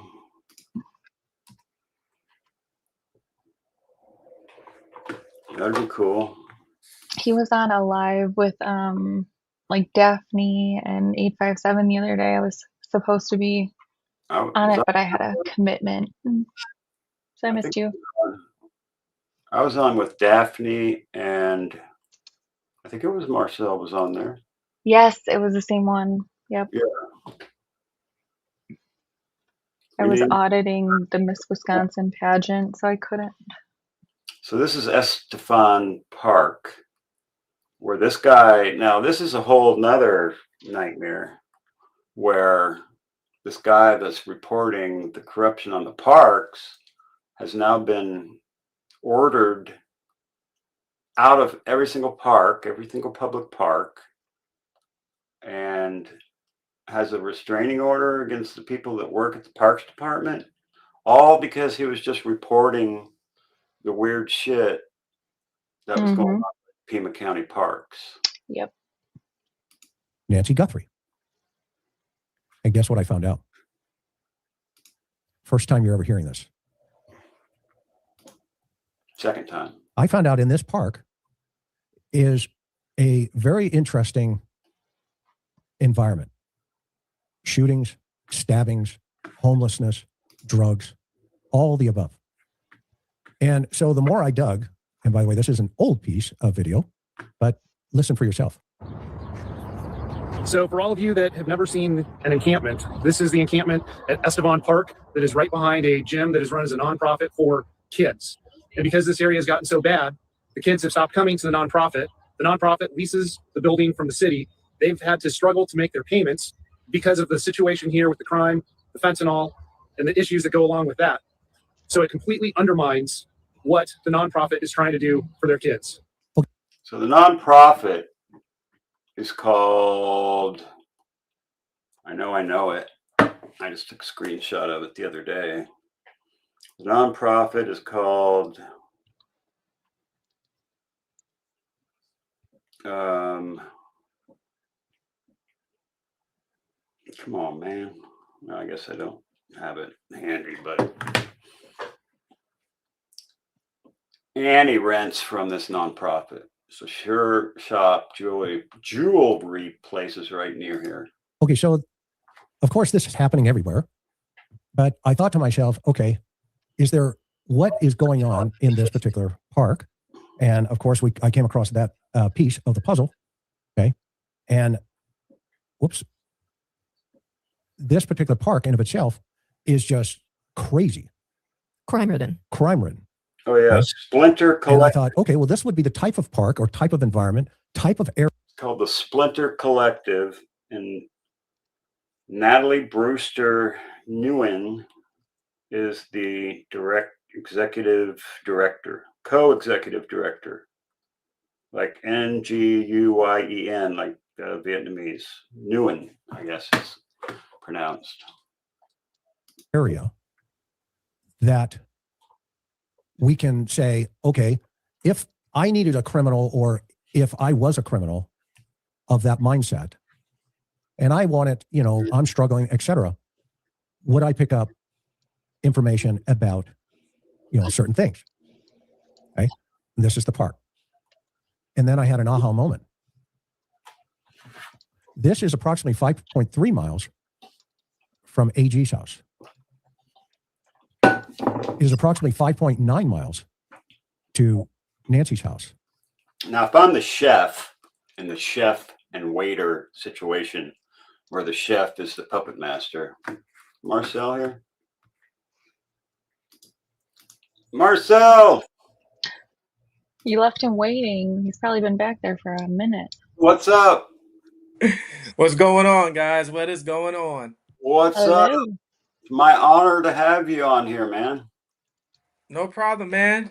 I like you guys' stuff, so I came in to say hi, chill out for a little bit and see what's going on, and We're going over this now. If you were a criminal like the chef in the chef and waiter situation on this abduction, would you go to Estefan Park and pick a couple of crackheads to do the job? Or would you pick somebody who has never been arrested?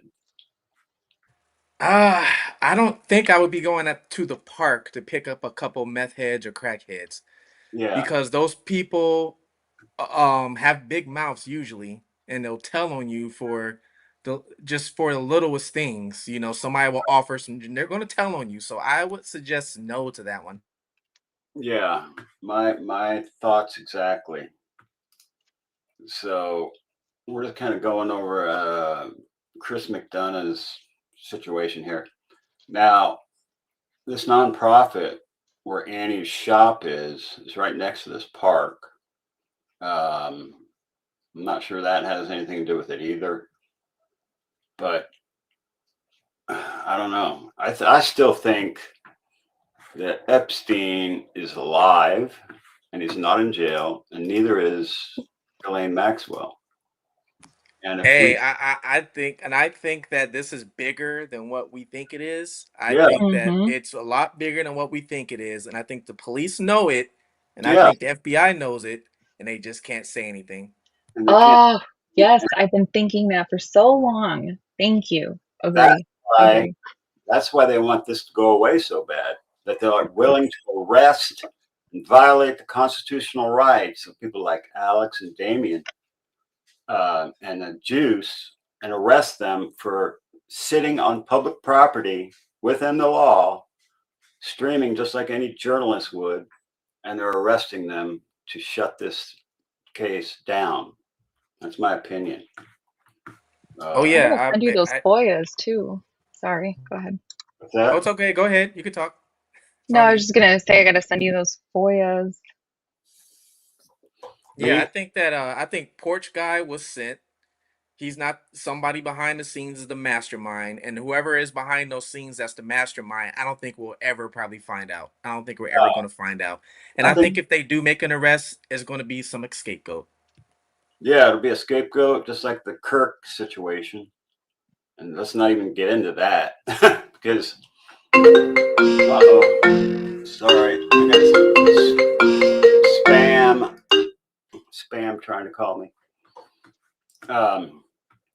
I think that if anybody does get caught, prosecution will be almost impossible because of what Nanos did with the crime scene. I mean, any evidence found after 30 hours is going to be thrown out because anybody could have been traipsing through that place because it wasn't protected. They turned it back over to the family. Yeah, which was very odd. They turned the crime scene over so quick. Never seen that before. That was odd. I've never seen anything like it either. And they didn't even take the mat where the guy was standing and there was blood dripping. They didn't take the mat to Quantico and analyze that. That blew me away. That right there told me that they weren't serious about getting a proper forensic examination of this crime scene at all. I'll tell you the part where I think a lot of people might forget about, where at first I didn't pay attention to it, then I sat and thought about it, and I was like, wait, hold on.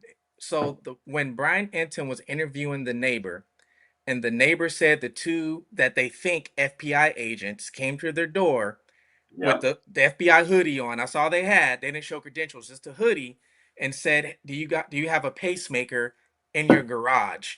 Yeah. And to this day, they confirmed that one of them was an agent, what they're saying, but they don't know about the second guy. So I was like, that was very odd. To this day, it's like, who were these two people? And who would carry a pacemaker in their garage outside of a body? Does that make any damn sense? I thought the same thing. I thought that was so weird, and I thought the media kind of just like blew that over. Like they should have And I think, dug into. Marcel, what you did with the pacemaker video with the shoulder area, you know, the battery and the antenna is in the shoulder, and it's very easy to take out and Yep. do whatever with. And the main part of it is near the heart, right, where the wires go to the heart and send the signal to the heart. But you could take that battery and that antenna anywhere, and it would emulate the pacemaker, right?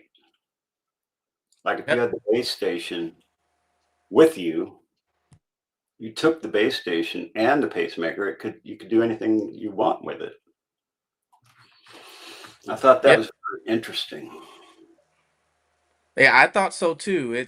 And they made such a big deal about the pacemaker the first like couple of days. It was such a big deal about the pacemaker, and I always went like, why are they making such a big deal? I understand they're looking for her, looking for the pacemaker. I understand that, but when they added those two FBI agents, do you have a pacemaker in your garage? That just threw me off. I was like, what? That just made no sense. Yeah, that didn't make any sense whatsoever. Y'all want to check this more on this video of McDonough? Yeah, go ahead. You can play Chris's video. Yeah. I started at 1 hour. Am I missing anything? No. But more importantly, it is 1,000 feet from 901 North 13th Street. Why is that important? Karen? You're going to have to keep going I'll tell you in order why. for people to put this all together in their minds. This is where Annie's studio is. Hear this It's the location of the nonprofit that Annie has worked for and with for a number of years. And it's on her bio and it's all over her website. So when we think about this, I started asking, wait a minute. She says digital creator, but yet she's a jeweler and a poet. I don't get it. Nancy Guthrie's Holiday Trunk Show. What's going on here? Did the suspect overhear a conversation about Annie and her mother and her sister? Are they hanging out in this area? Is something going on here that nobody has looked into or investigated yet in terms of law enforcement? And so I started digging around even further and started asking the street. And talk to the street now. The next thing I discover, Splinter Social Club. That's Splinter is the nonprofit. Is this is where AG, her shop is. And look at the bottom pin on the right.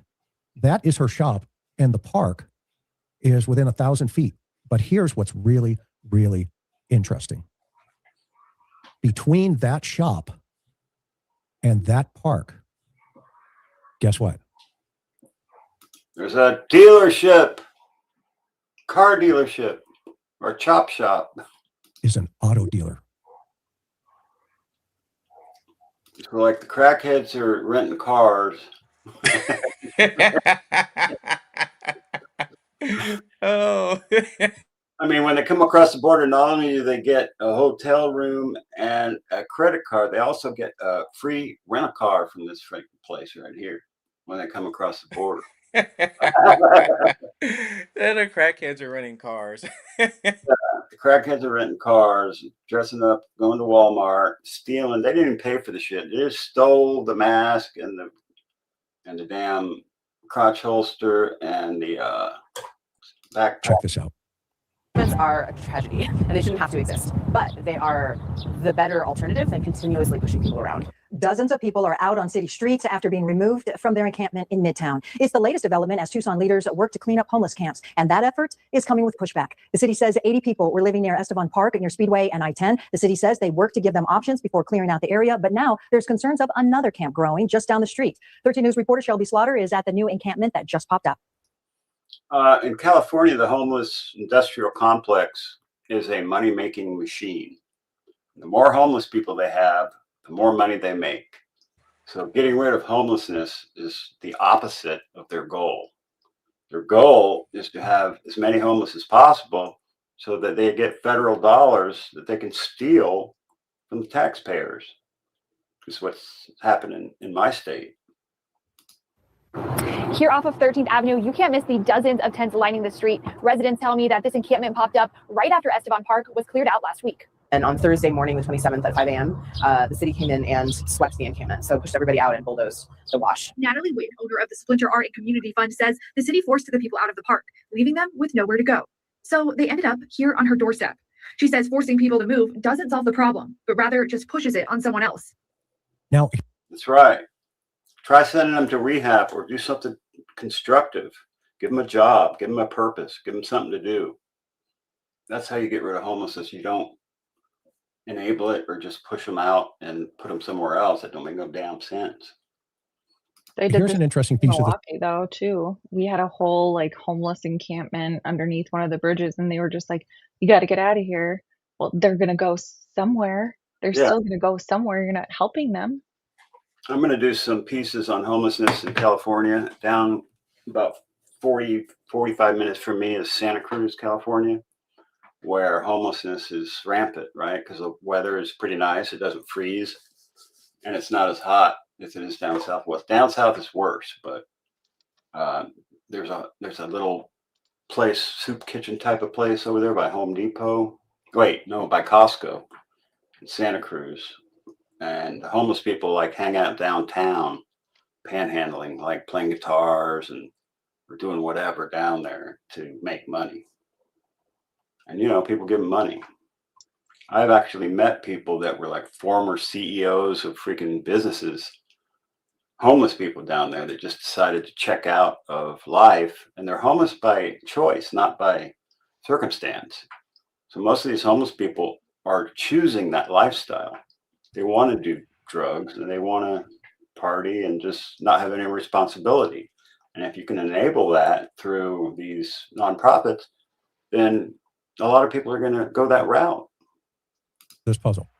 Yeah, you I'm not are saying- correct when it comes to a lot of them. They do. A lot of them do choose to be out there because they know there's no rules set for them. They don't have to worry about responsibilities, things like that. I used to have I have a business as well where I have crews that clean office buildings after they close and things like that. And we had a contract with a nonprofit that they housed homeless people, and we would have access to the HR department where the finances was at, and they would always leave paperwork all over the tables. And I was up there training somebody one day, and oh my God, I remember them leaving what their the profit, so not the overall gross, but the profit was. And I remember reading it monthly. It was $3.9 million profit. Whoa. That yes, so every month that was their profit, and they always claimed that they didn't have any money to house everybody, and they always claimed they didn't have enough money to do this. Always claim that, but I'll never forget seeing that profit number. They got enough money to make everybody a millionaire. Pretty much. It's bizarre. I just got an alert. I got a doctor's appointment at 2:00. At 2:00, but it's a phone appointment. So if I go dark for like 3 or 4 minutes, that's why. But I'm not gonna stop. I'm just going to keep going. All right. We forgive you. We forgive you. Yeah. Appreciate that, Marcel. The homeless are the issue.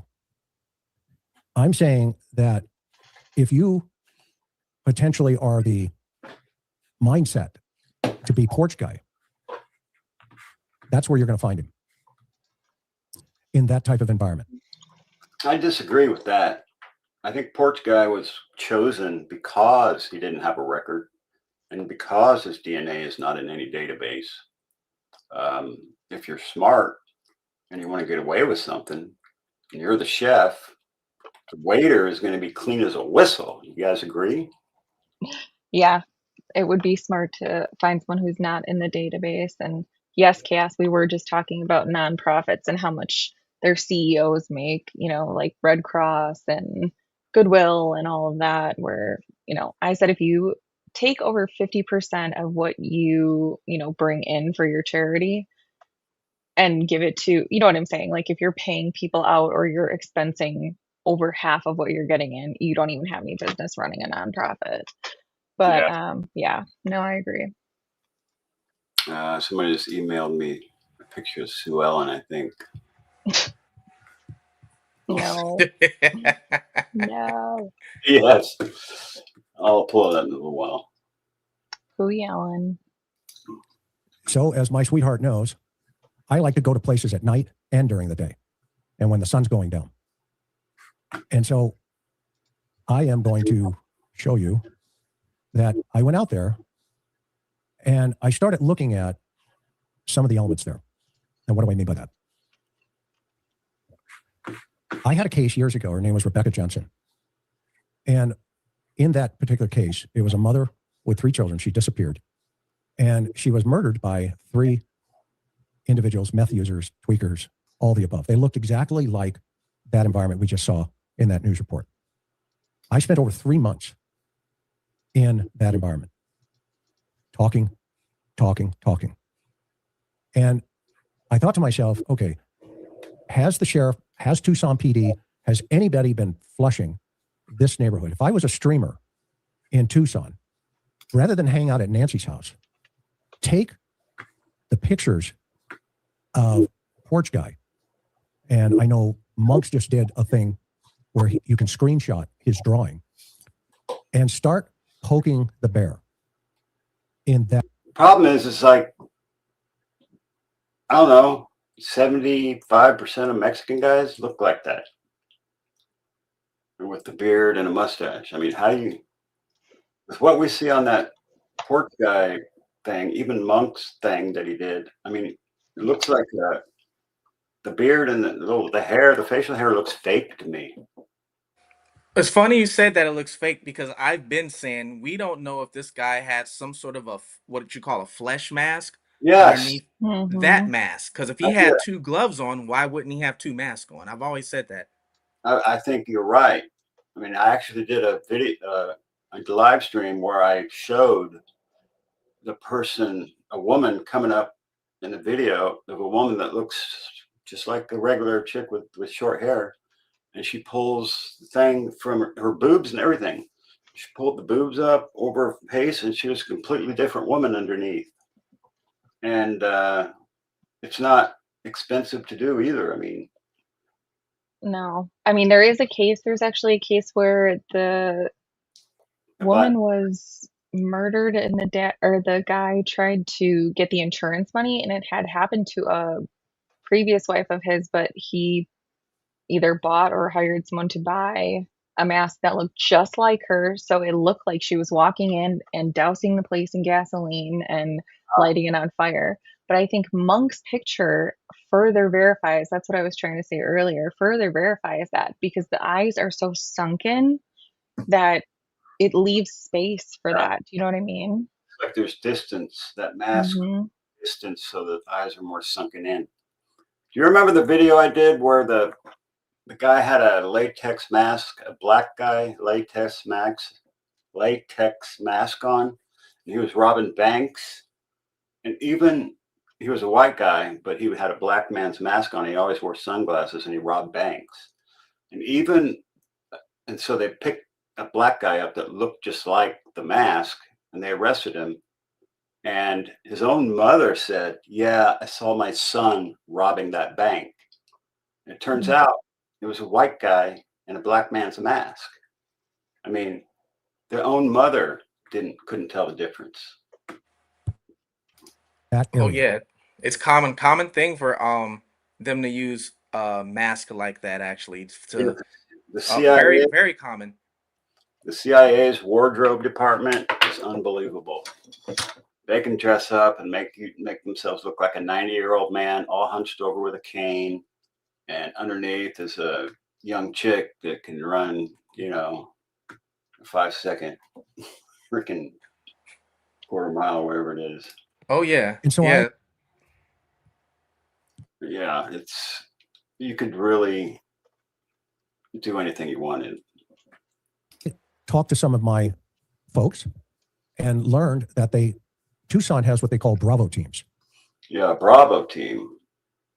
This is interesting. What did Nanos do to the Pima County Bravo teams? Well, we heard that he dismantled them, just like we also heard that he dismantled his very experienced homicide unit and reassigned those folks to different places. So if you don't kiss Nanos' ass, you don't work in Get a desk job. Yeah. I mean, what he did to his incumbent during the election amounts to election interference. Totally screwed her over. And, you know, I believe he kind of stole that election. He did. We've heard that he's done a lot of dismantling of very valuable sheriff's department assets as far as investigations go. Yeah. So basically he has, eliminated all the teams that would have been going out and talking to these types of individuals. And I went out and started talking to some individuals, and I started asking questions. Tell me about the neighborhood. Tell me about this, yada, yada, yada. Okay.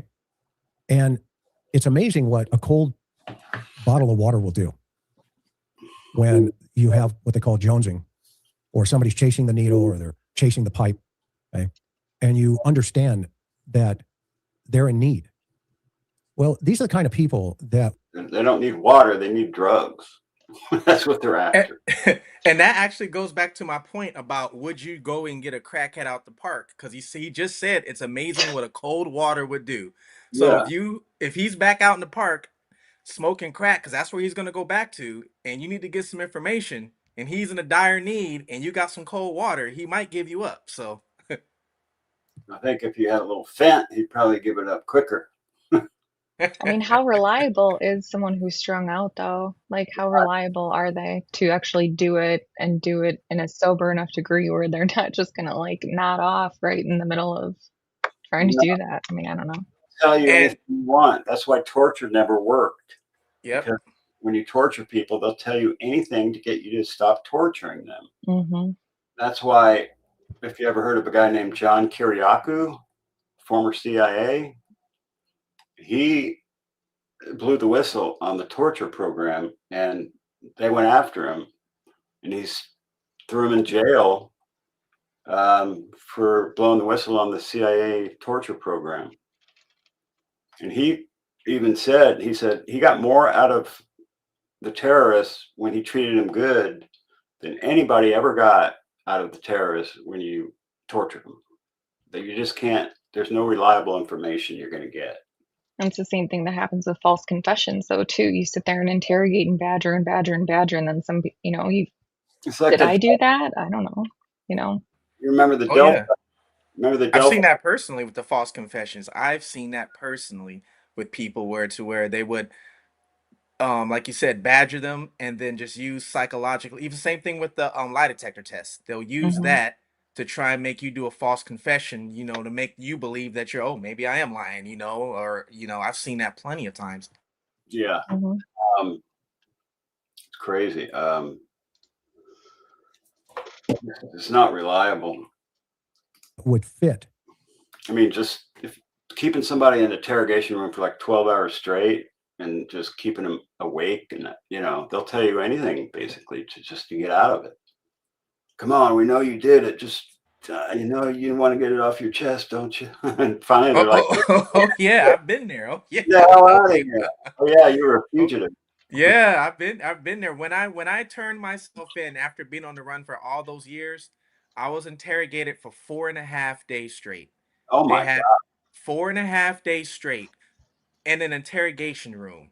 I pretty Oof. much was sleeping on the floor, e- everything. And they came in there and they swear that I was just giving up information to ISIS. All that's what they came in there swearing that I was doing because I did things so good that they were just shocked at, and they wanted to know like, hey, did I sell information to these people or did I buy information, and that type of thing. And and and if I was like weak minded, oh yeah, I could have been, but because I knew the kind of game that they played, with me, Yeah. and I just came back, with facts. Like, this is what I know. This is exactly what I did. We can test it out right now. I can show you what I did, that I broke through your security system to do this, and they were just all shocked by the end of it. But if they would have never, if I was weak minded, oh yeah, I'd probably be doing 30, 50, 60 years on the news and they probably would have used me as some terrorist or something, which I never was, What was the so. original charge? The original charge was, so back in 2003, I started do you remember the company MCI? No. MCI was a phone company. It was with they were just as big as Sprint and AT&T. Yeah. And This I was this is working for MCI, and at that time MCI went they got in trouble for like money laundering, things like that. And I just had my first son, all kind of stuff. So we show up to work one day, doors are locked, we can't go to work. I'm about to get evicted. So I eventually ran into a guy to help me start a car ring. So the original charges was we were taking cars from dealerships, but the dealerships was in on it. And yeah. they were writing the cars off as a tax write-off. So I Yeah. did that for about 6 or 8 months. Then after I stopped, I had like a whole crew. I let them, they kept doing it. I stopped and they kept doing it. Well, once they got caught, they told on me and I was like the Yeah. mastermind, Yeah.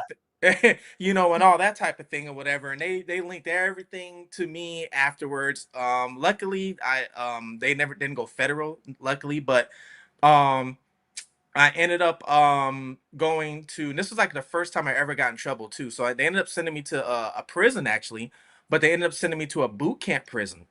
Wow. Um, yeah, so I graduated that, and then during graduation, I had a 3-year-old son. He ended up passing away, like right after I graduated. He ended God. up passing away in a car accident. Sorry. Oh my And God. I'm so they sorry. they sent me to a halfway house, and I went to the halfway house. Come to find out, the halfway house was only like a mile away from where my son was buried. I never got to go see his grave, so I'm begging him, can I go make this, just this piece that I need? Anyway, long story short, we ended up butting heads. I ended up leaving the halfway house, and that's when I went on the run for all that whole time, actually. So I had an escape charge, then plus my original charges too, which they could have bumped back up to like 10 years, which I could have got. Plus the Yeah. escape was like 12 years. So I was looking at 22 years Dang. altogether. 22 years altogether. And then when I eventually turned myself in, we worked out a deal to where I showed them, exactly how I broke through security systems. I worked at the JFK airport while I was on the run. And they were Wow. like, how did I do that? So I showed them a lot of stuff, what I did. And, False identities and plus shit. taking accountability, they only gave me 2 years probation after that. And that's long and done and over with after that. That's cool. So you had like a false identity to get that job? Yeah, yes. I had false identities. I went to Canada, I went to Greenland, I went to Iceland, I went to Mexico Well, you back had a and good forth. time.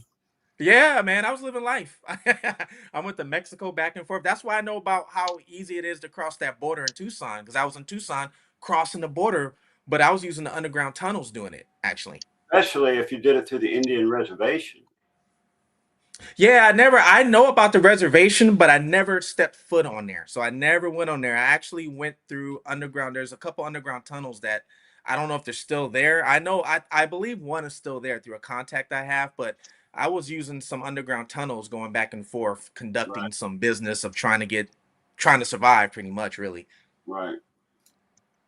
All right. But yeah, so I know all about that interrogation. Yeah, they'll try their hardest. And I tell people, even if you're innocent and you didn't do anything, just don't say one word. Yeah, Get your attorney.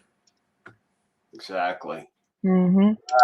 I was for the first half of my life, I think I was like a kind of a dealer, but I never got caught. They almost got me once. They're gonna get him now. Get him! Get him! That's a long Past time. statute of limitations. Yeah, way past that. But one time I went to get a quarter pound of, or no, I was buying stuff from this guy named Dano, some cocaine. And he, all of a sudden, I got a call from a good friend of mine that from my high school days, that was kind of the kingpin of that kind of powder. He was the kingpin of the area. And he was a friend of mine, but we never really talked or met in person. But he called me up and said, Dano is going to call you and try to set you up. He's working with the DEA. And then like 5 minutes later, the phone rings and it's Dano trying to front me a quarter pound to try to set me up. So I freaked out and I left with all my shit. I took my boat, my truck, my camper. I went up to Fort Bragg, California, and went salmon fishing with a friend of mine out in the middle of the ocean. And I did that for a whole summer. I'm like, if you can catch me out here, you can have me, but never did catch me. So that was, yeah. But as soon as I had my daughter, I was like, I can't do this anymore. I'm not going to be one of these guys at the bar who, can't see his kids anymore or anything like that. Yeah, once you have kids, everything changes. Everything. It's before you have kids, you're thinking of wild things to do, But once you have kids, everything changes. It should change anyway. It should. Yeah, my ex actually kidnapped my daughter for a while, and that was pretty traumatic. Oh wow! Days. It was like 10 days. She was gone, but I figured out a way to get her back. I don't know if I'm criminally qualified enough to be sitting on this panel right now. Yeah. Hold on, guys. I gotta go catch a We know felony. you I'll be ran some back. red lights or something. Yeah, you have to do a crime or something. My phone should be ringing any minute, so if I go offline or if I mute, it's because I'm taking this phone appointment. The type of personality as Porch Guy. They may not necessarily always be sophisticated, but they are criminally minded. And that guy who came on that front porch had no sense of feeling for Nancy Guthrie. Absolutely zero. And so I wanted to know where those zeros hang out. And how do those zeros connect in any way, shape, or form close to the three women in this investigation? Because for me, Nancy is the main target. But is it possible that Annie was also in the conversation? Or Savannah? Or is it possible you need an area where somebody could be brought in as Porch Guy? And there's more to the story that we don't know yet. Okay? So I hit the streets in the last week in Tucson. And I thought, how do we go from this house in terms of the suspect understanding she was going to be in this house at a certain time, a certain date, and a certain place? Somebody knows. And it's not standing in front of this house where we're going to get that information. It's going to be going to parks like I just showed you, that park actually, and telling people there's $1.2 million on the fence here. And that park is 5.9 miles from Nancy's house. It is 5.6 miles from Annie's house. It is 1,000 feet from Annie's workshop. And you will be surprised when you do that, what you will find out about perceptions, about maybe the cops are looking in the wrong direction. Maybe they're waiting for the Easter Bunny. And maybe there's more to this than just the electronic footprint. This is a situation where there are a lot of answers, in my opinion, quickest doctor's appointment ever. The one thing I can say about recruiting somebody from the park, the one thing that would make sense is if you were recruiting somebody who would be disposable, Yeah. just to do something real quick. Because one of my contacts who does the coyote business down there in Tucson, if you know what I mean. At 2 weeks after this happened, Mob, I don't know if you saw one of the videos I mentioned it a couple times. I don't know if it's true or not, but they said that one of the people on the porch or at the house might not be alive anymore, and they're probably by the border somewhere dumped off. I've heard that. So so if you did grab somebody from the park, they probably aren't no longer alive anymore if that's the case. I agree. I mean, they would be disposable and would, easily disposable in the sense that, you know, if they're there, people assume that nobody's going to miss them if they, you know, are gone. And because they're an addict and all that and homeless, they're not going to really look into it. They're just going to think, oh, you know, he owed somebody money or whatever, and not a lot of resources going to be expended on that person. You're right. That is correct. So that would make sense if you were going to do that, as in like, I need an extra driver or extra hand. You know, we're going to give you some money, and then, you know, then off with his head and they dump him off somewhere. I don't know if you guys remember Kayla Day. Yes. But Kayla Day's husband, William Hubie, was a human trafficker that was trafficking people from Mexico. And he got in a high-speed chase with Border Patrol and killed an 80-year-old woman, crashing into her and running off into the desert on a broken foot. He got caught and he did 11 years in jail. And he also worked at a dealership in Tucson. So I don't know what that means or whatever, but I got his, you know, I tracked that down. But this is the weirdest case I've ever covered. I can tell you that. Yeah, I think we were in that one live, and I said we got a bunch of everything, but a bunch of nothing at the same time. I know. I think the only case that's been boggled this bad and was this mysterious is John Benet Ramsey, and that's all I can compare it to. The Jean Benet Ramsey case is bizarre, especially because the body was there the whole time, and they're like getting ransom and talking about ransom and all this other stuff, and the guy and the poor girl is in the basement the whole time. That is bizarre.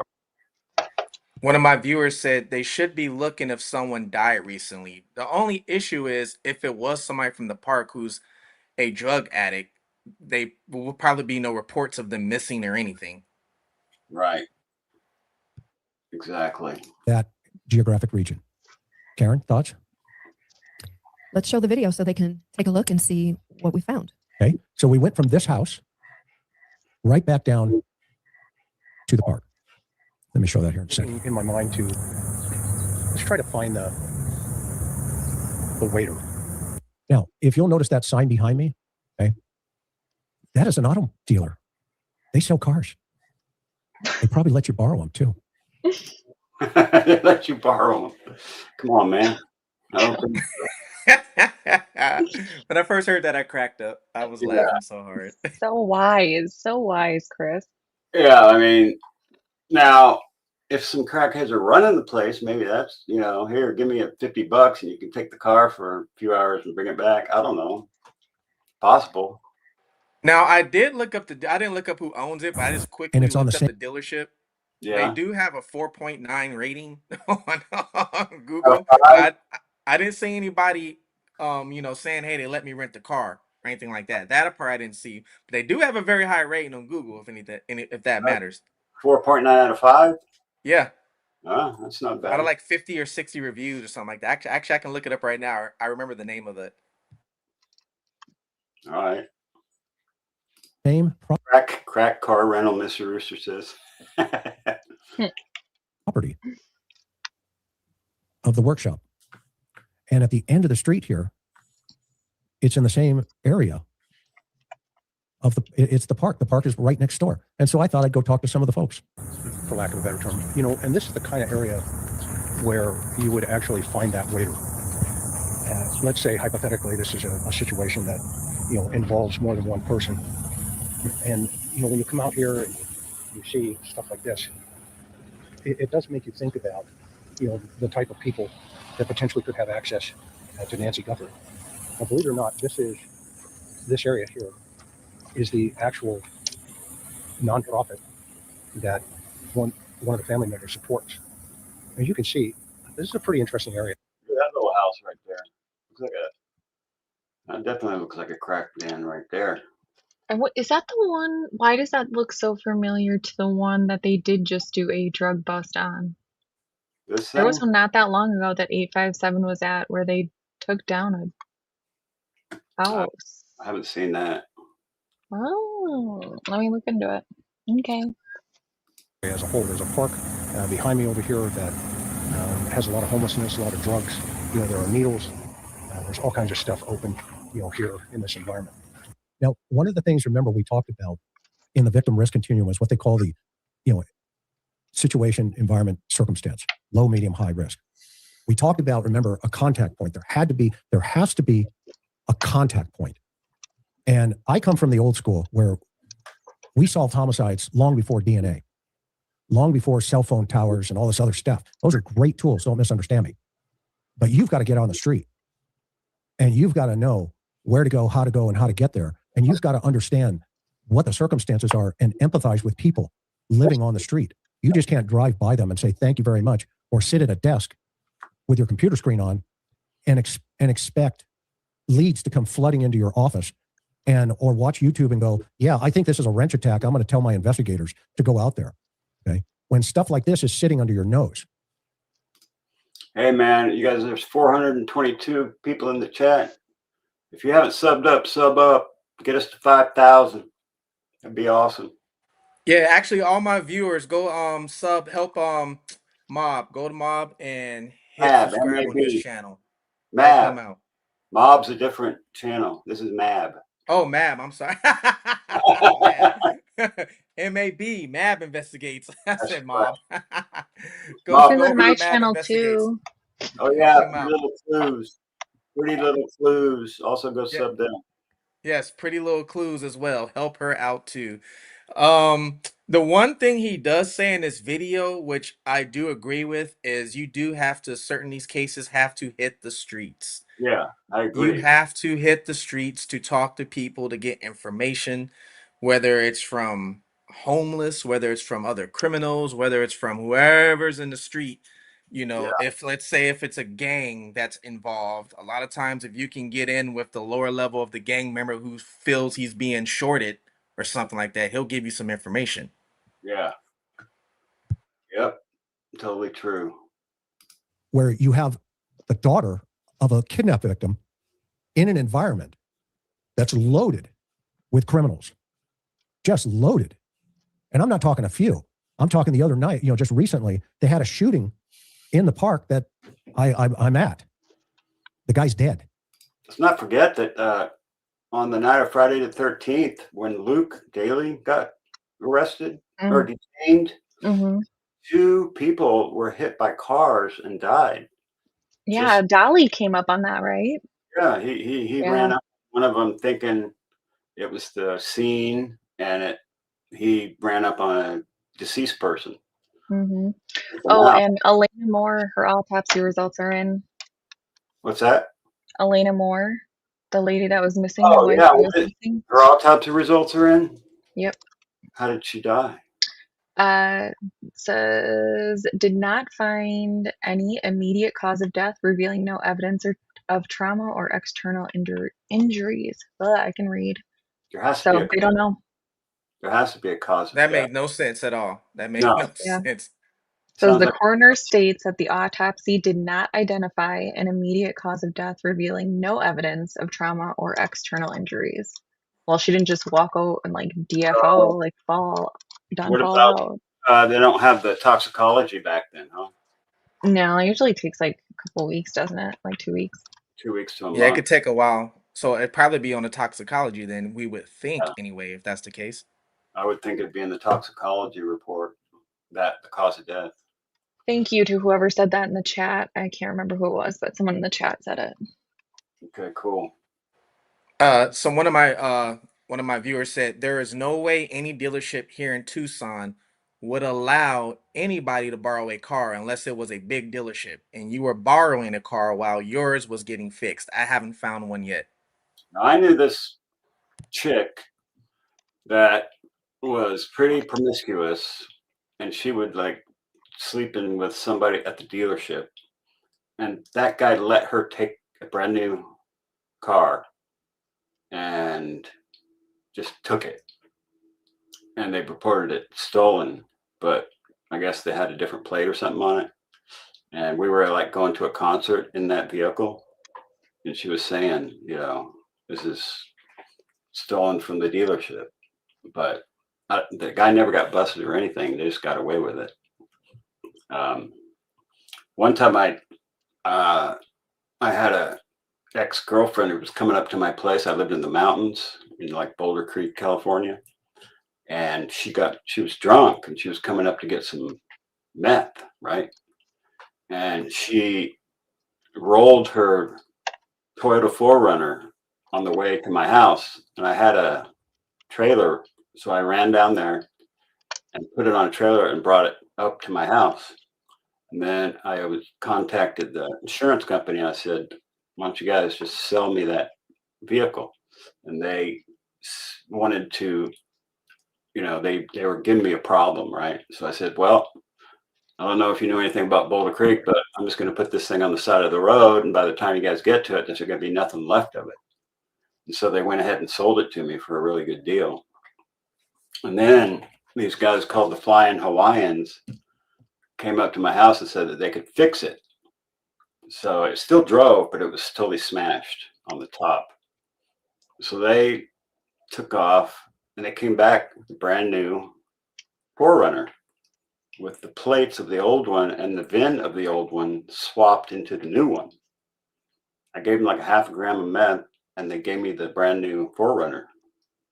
And I drove it for a while, even got pulled over and they ran the numbers and it came back to the one that I bought, the wrecked one. I guess that model was really easy to switch out. But then when I had my daughter, I'm like, I can't risk it. So I traded it for like 7 pounds. I traded it to the Mexican mafia for 7 pounds of brown weed. I have a question now that you guys are both on here. Well, two actually. So you guys have all seen Juanita Adame's The Dispatch and the map that she had and everything.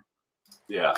You guys notice that MG Motors is like right by that last one where those guys were seen like out of a window in an apartment building in like the masks or whatever?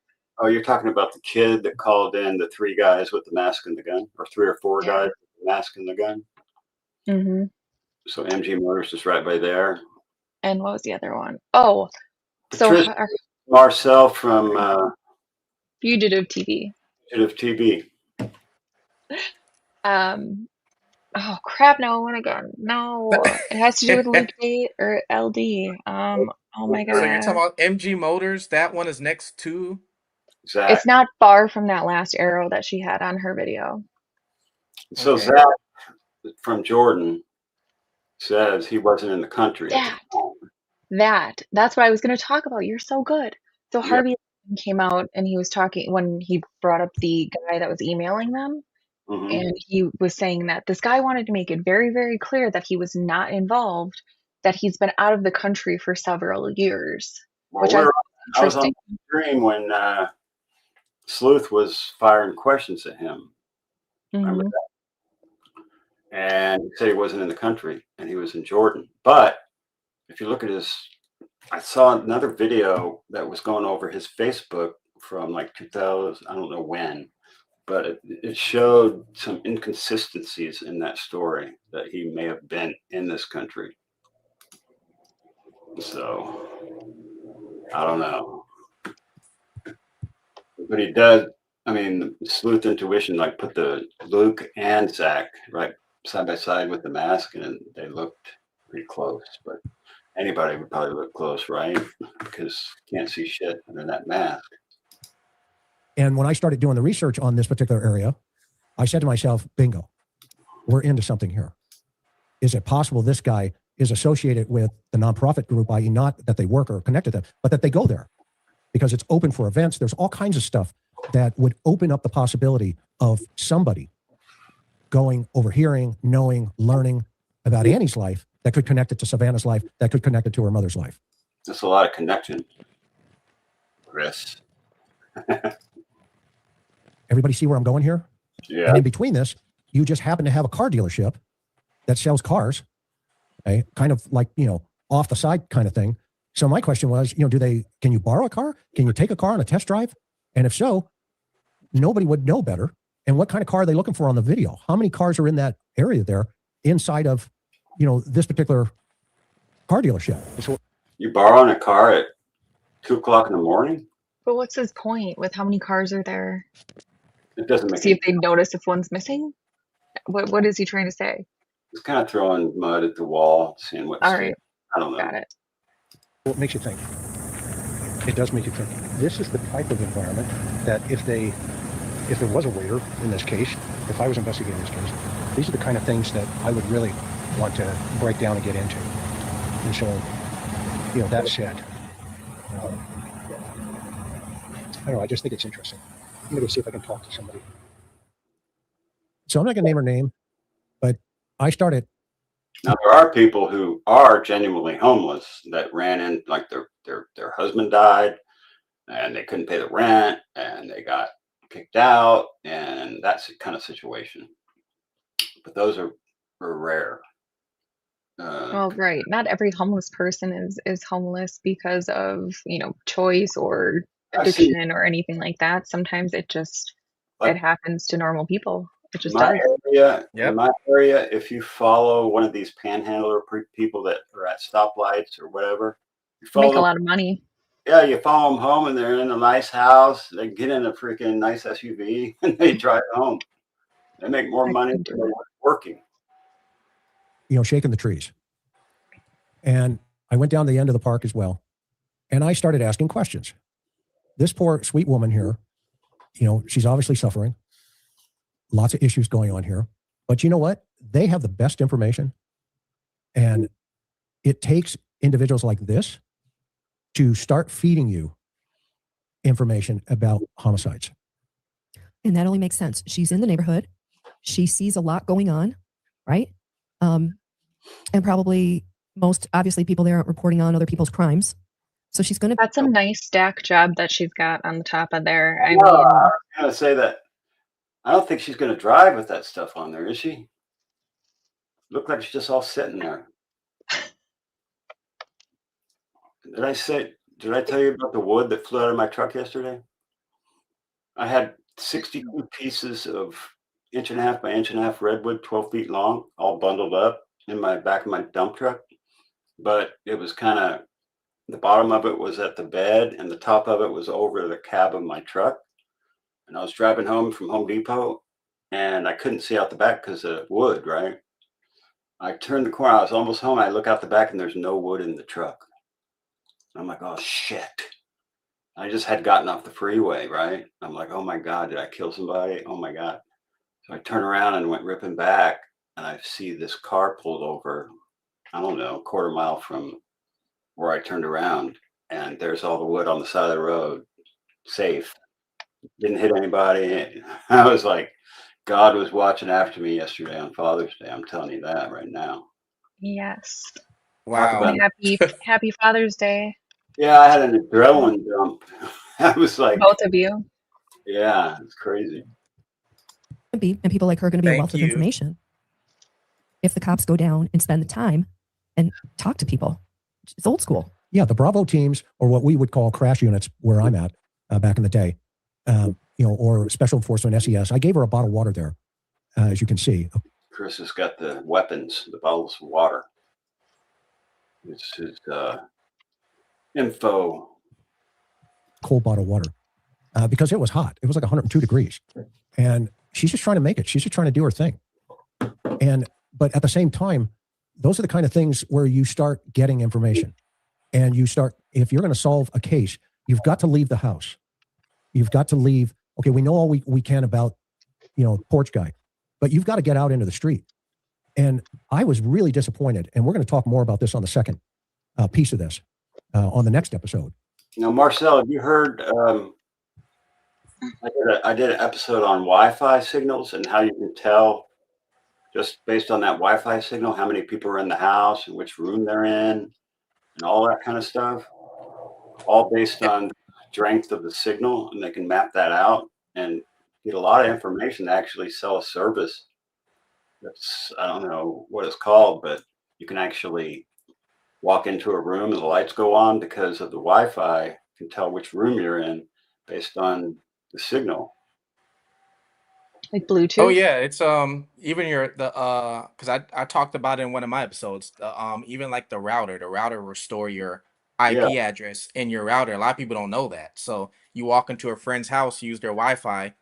Now your IP address is stored in their Wi-Fi, or their router, I should say. I mean, I'm talking about the actual map of the house that they can tell. Oh, for room, like the actual, like if you're in the living room or bedroom or kitchen. Oh, okay. So they can walk into the kitchen and the Wi-Fi router will know that based on the signal strength and the map of the house. So you walk in the kitchen, the lights come on, you can do stuff like that. So I was wondering, why didn't they not use that technology to find out how many perps were involved in this crime? You know what? That I'm makes a lot of looking at sense it right now. now that I think about it. Right. If you buy a new TV or something, you hook it up to your Wi-Fi. Sometimes they'll ask you, is this the living room or the kitchen? So it's like you're kind of feeding the memory to the Wi-Fi, like the router, like, hey, this is the signal coming from the living room. Now that I think about that, when you buy TVs and stuff, they always ask that question when you're hooking it up. Is this the living room or whatever? My Apple TV does that. Yeah. All right, here we go. About how the sheriff has absolutely gutted his department because of his personal anger issues with employees. This Nanos character is just too much. I mean, he's really destroyed the Pima County law enforcement community as a whole, just based on his egotistical behavior. It's just bizarre to hear about. He has compromised Nancy Guthrie's investigation. He has compromised it, and there's no question in my mind now that did he do it on purpose? That's what I want to know. Did he compromise it on purpose? I'm starting to believe that he may have, because of my theory about Mr. Honeypot, biggest honeypot on the planet. They're both out of jail now. And was this whole thing a false flag? And she's still alive somewhere, like in the French Riviera, sipping on margaritas, living out her last 5 or 6 years. Yeah, I've mentioned that before in my videos a couple times, because we don't know. Like, what if she is alive somewhere and they just did this on purpose to make it look like she's not here? And I've done enough research on false flags that I know that they happen for sure. Of finding connections to potential connections, family members. There's no denying this now. And now what he needs to do is cut loose his teams, and they need to get out there and start talking to people in this type of environment. And at the very least, it would be to eliminate possibilities, either rule them in or eliminate them. Absolutely. But this would have to be done. This and probably other areas of Tucson as well. Absolutely. But this seems like a real magnet for the type of person that Porch Guy is. Absolutely. We don't know. No one's come forward. No one has That's a lot of assumptions you're making about Porch Guy. identified him. Setting aside the $1.2 million reward, we don't know. You would assume they would have told us if they had a solid lead that Porch Guy was identified, but we have to assume that hasn't happened. And I think a lot of us sit back and go, well, of course the cops were out talking to everybody on the street to try to solve this case. But from what we heard, it hasn't happened. Yeah, and if you look to the gate to the left there, that's the entrance into where all the cars are. And let me just clarify. Yeah. Chris called it a car dealership. I would call it a used car lot, a used car shop. So, Sounds like a chop shop to me. we're not talking about brand new, from the manufacturer. We're just talking about used cars. But to your point earlier, how easy would that be to blend in? Again, it's just a theory. If Porch Guy took different cars to surveil Nancy's house ahead of time. Yeah, and I'm not just a also theory. suggesting in any way, shape, or form that this dealership is involved in the Nancy Guthrie case in any way, shape, or form. But I am saying that there is a dealership where you can get a car, or maybe even depends on your relationships there, and you could probably use that car, or like I said to Karen, I said, well, what if you're smart enough to say, well, I'll just take it for a test drive, and you want to drive up there, and you want to surveil Nancy's house, hypothetically. Let's say you overheard a conversation while hanging out at the Splinter. And maybe you overheard something where somebody said, whoa, wait a minute, let's look at this. Let's see what's going on here. Okay. So you can have more form of that.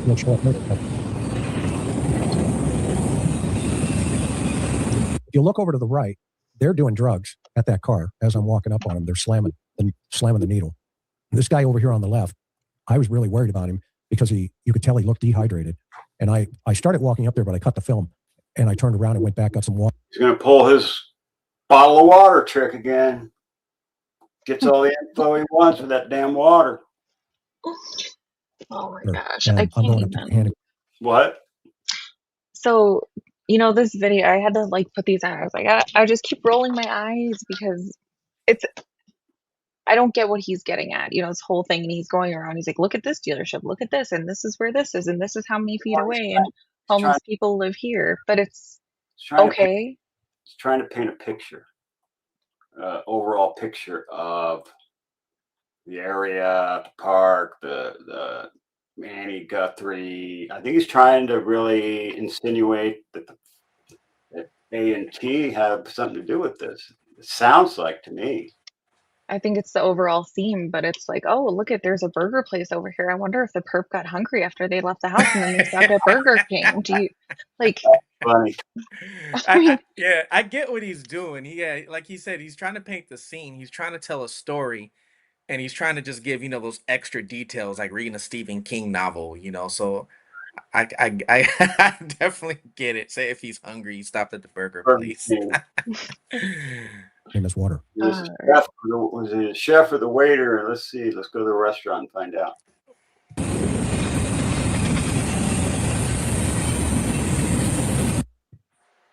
I want to kick you a water, man. You're very welcome. This guy here probably has more information about this park and this environment than Nanos could get in a month. Because you have to go to the people. Remember, I've always said it's citizens who solve crimes, and I mean that still to this day. Okay? He can't, he may be chasing the needle. I talked to him a little bit. Obviously I didn't film it in terms of put his voice or anything like that. But these are the kind of individuals that you need to say very clearly and thoughtfully, look, it's not about you. I'm trying to help this 84-year-old woman. Would you help me? And a lot of times, 99% of the time, individuals like this will do that. 99%? Probably a little less than that. Now, they're going to do it on the QT, but you'll be surprised how many times. I used to have a little thing. It's called my card. And those of you homicide guys out there, you can use it. I used to have 2 cards. One of them just said the words, my card. And the other one had my business card with my phone number on it. And I would walk up and I'd say, hey, man, yada, yada.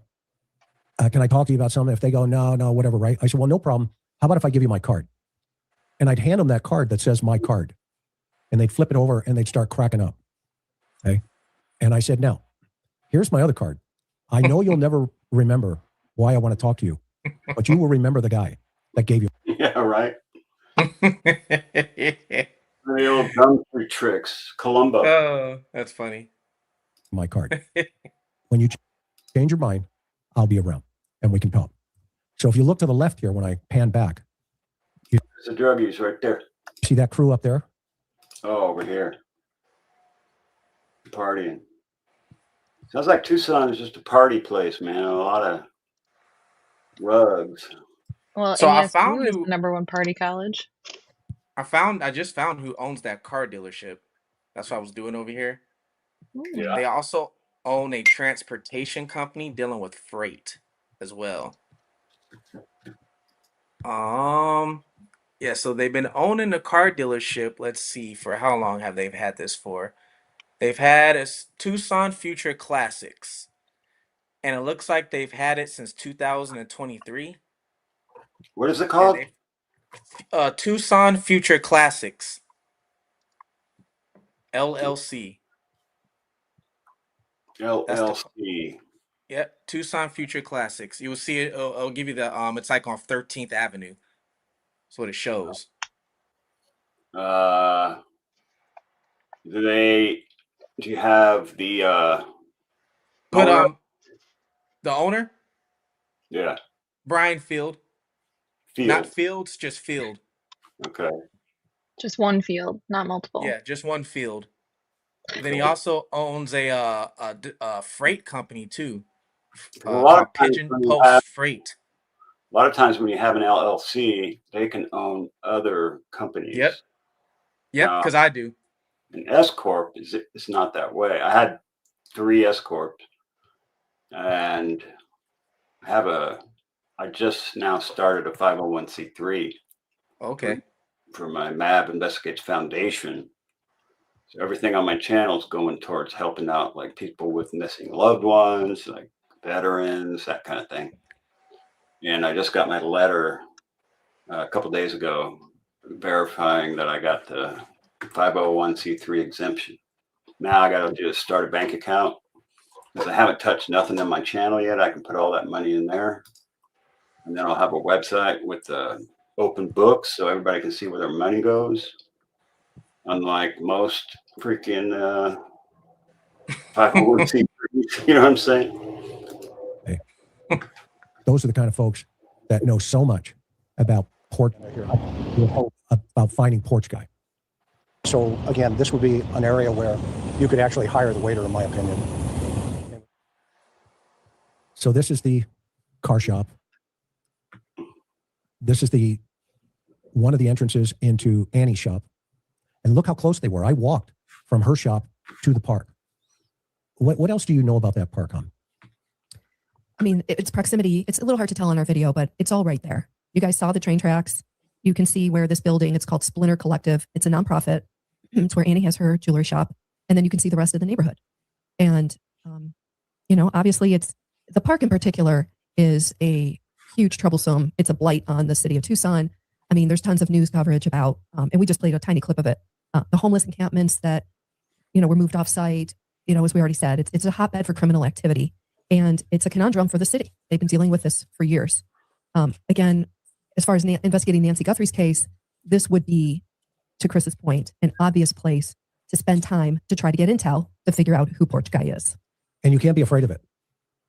You can't be afraid of political ramifications. You can't be afraid of the type of people you'd be talking to. You have to embrace it because we're talking about Nancy Guthrie.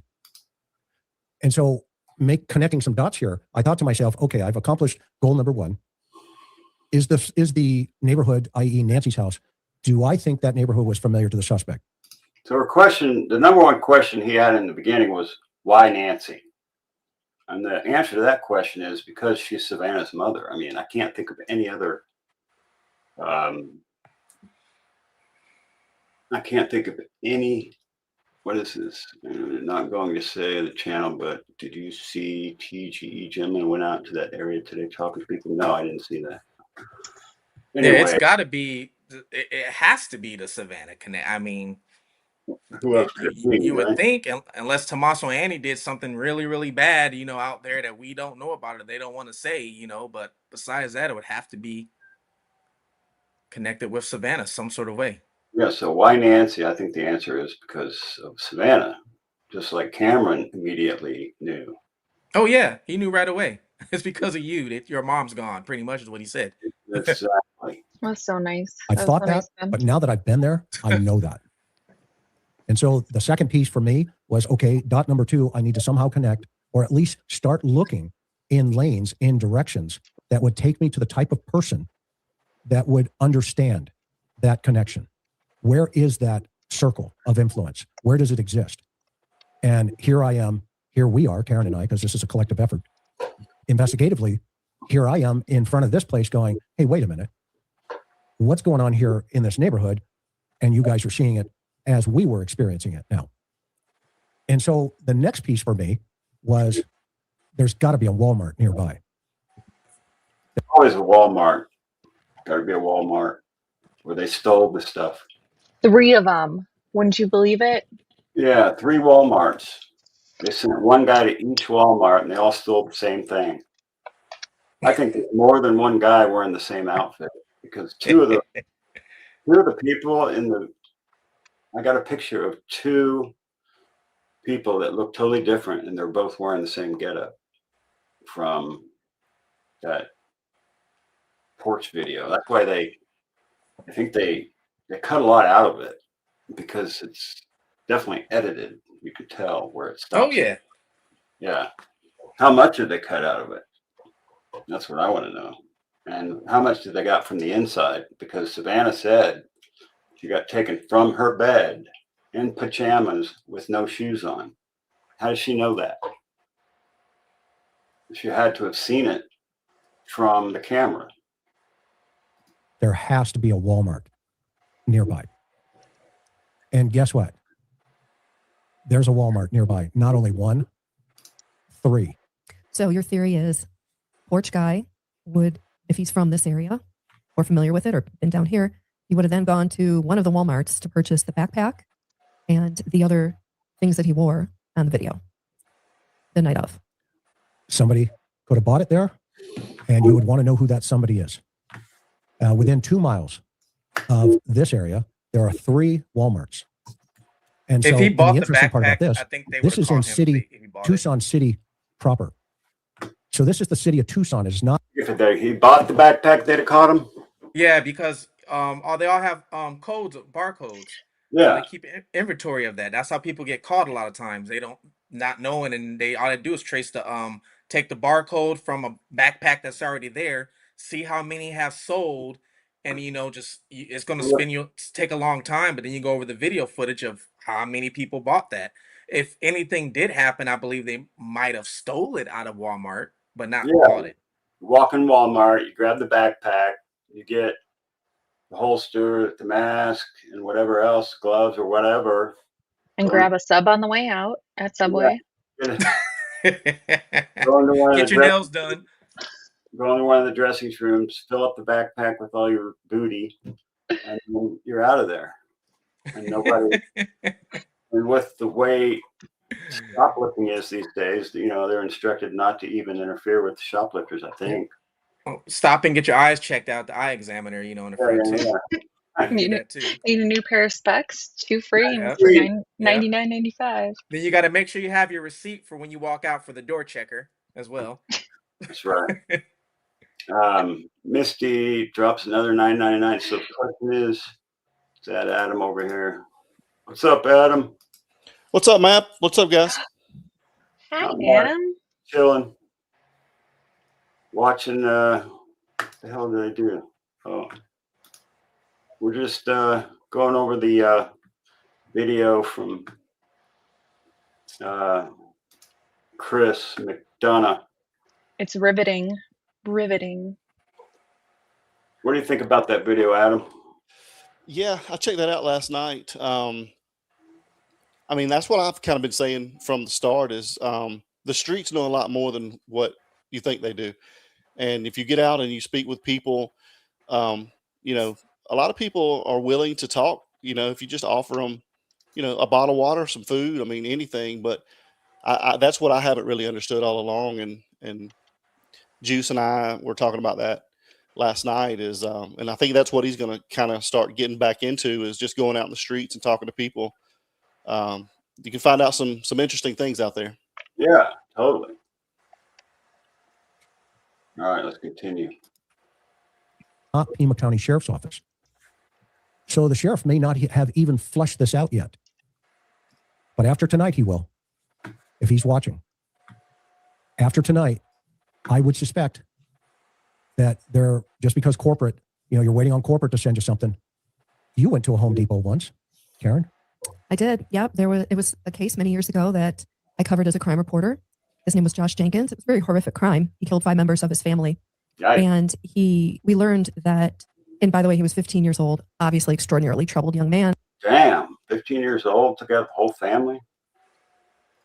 He went to a nearby Home Depot and purchased a tool. An implement, probably an axe. That he then used on his last victim back at the home where he was staying.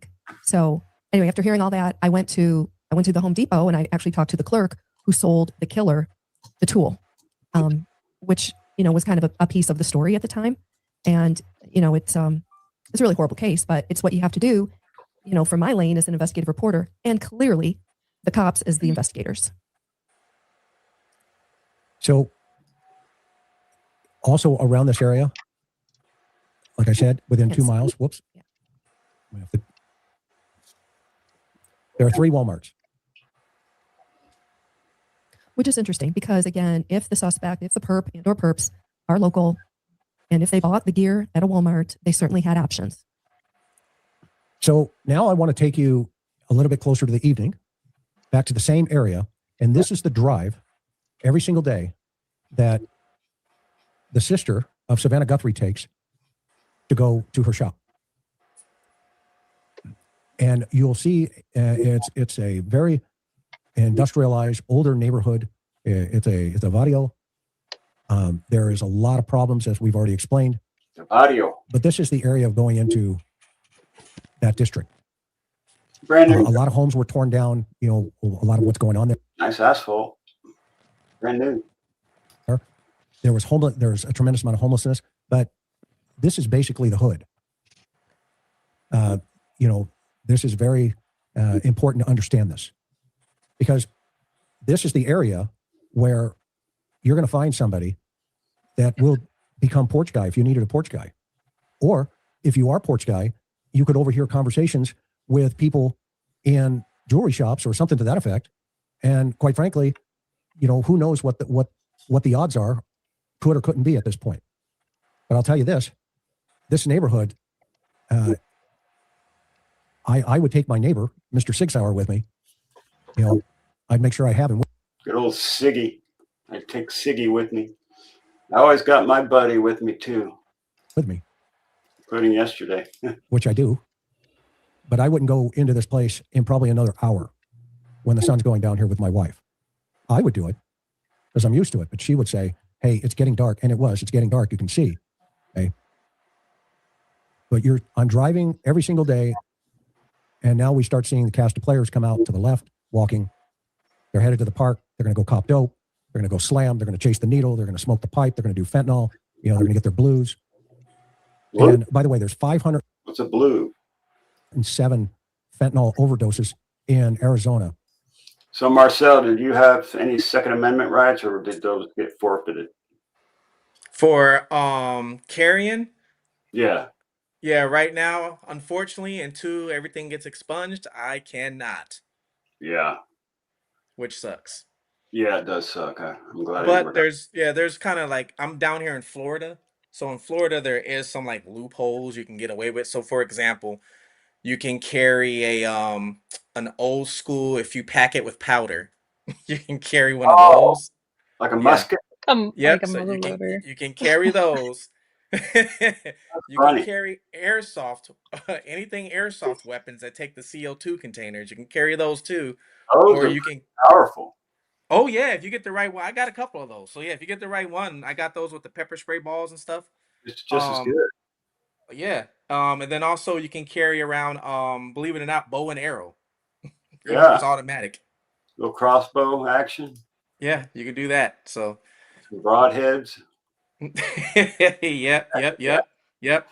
One thing I will say, how I guarantee you there might be somebody, I don't know about the streets, but I bet you there's somebody sitting in prison right now that might know something of one of the individuals. They probably don't know who the main puppeteer is, but I bet you there's somebody in prison right now that might know who an individual it is that was either at the house or was some sort of a middleman that has something to do with it. But the problem is you got to be in prison to find that information out. Right.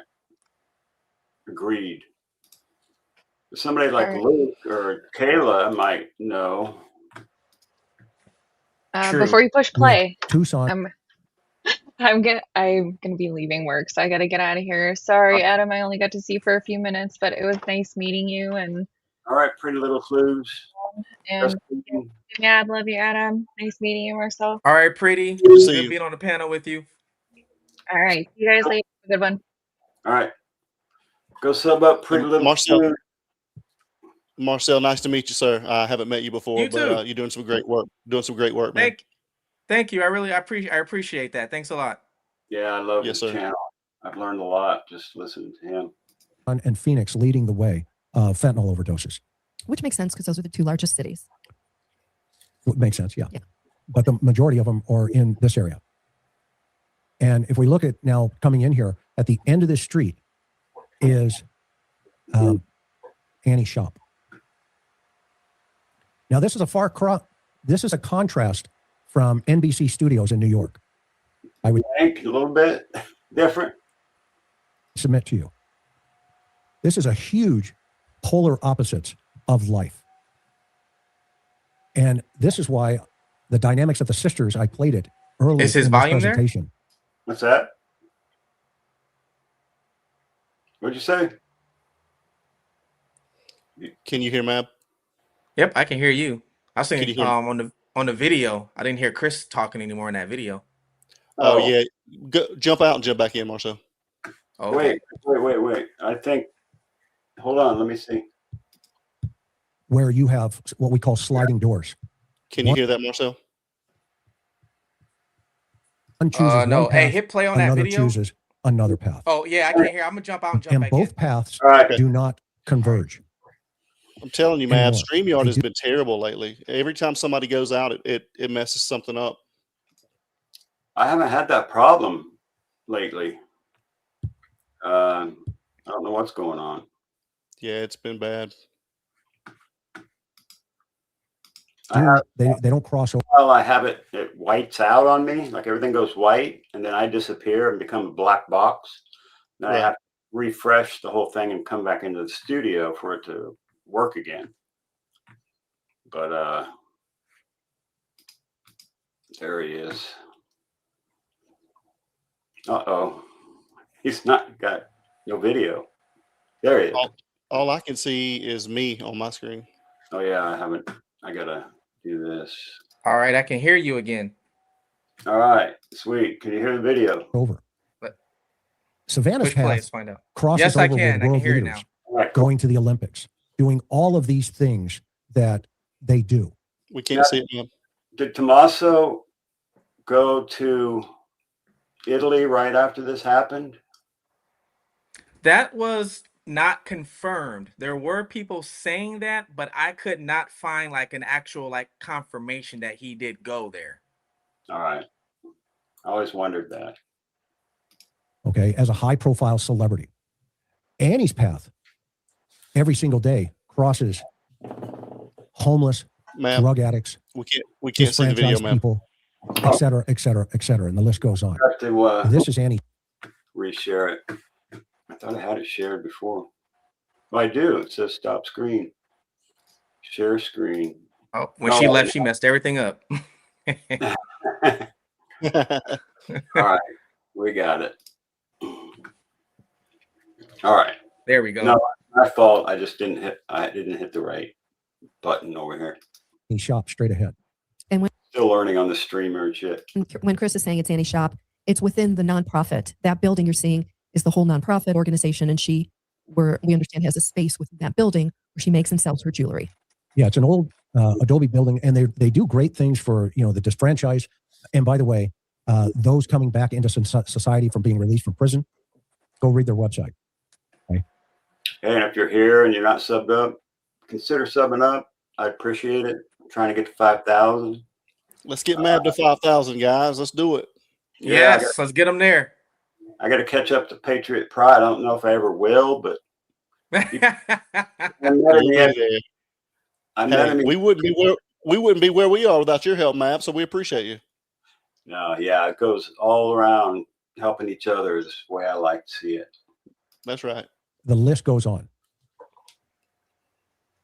And so here's the question. Does the suspect know this area? Does he or they know this area? Meaning, did they also know about Annie? And why, if you look at this guy here coming at us, okay, he's coming from the park. And by the way, he went back and he turned around and he came back because my car didn't fit in the neighborhood. Popo's in the neighborhood. That's what he thought you were.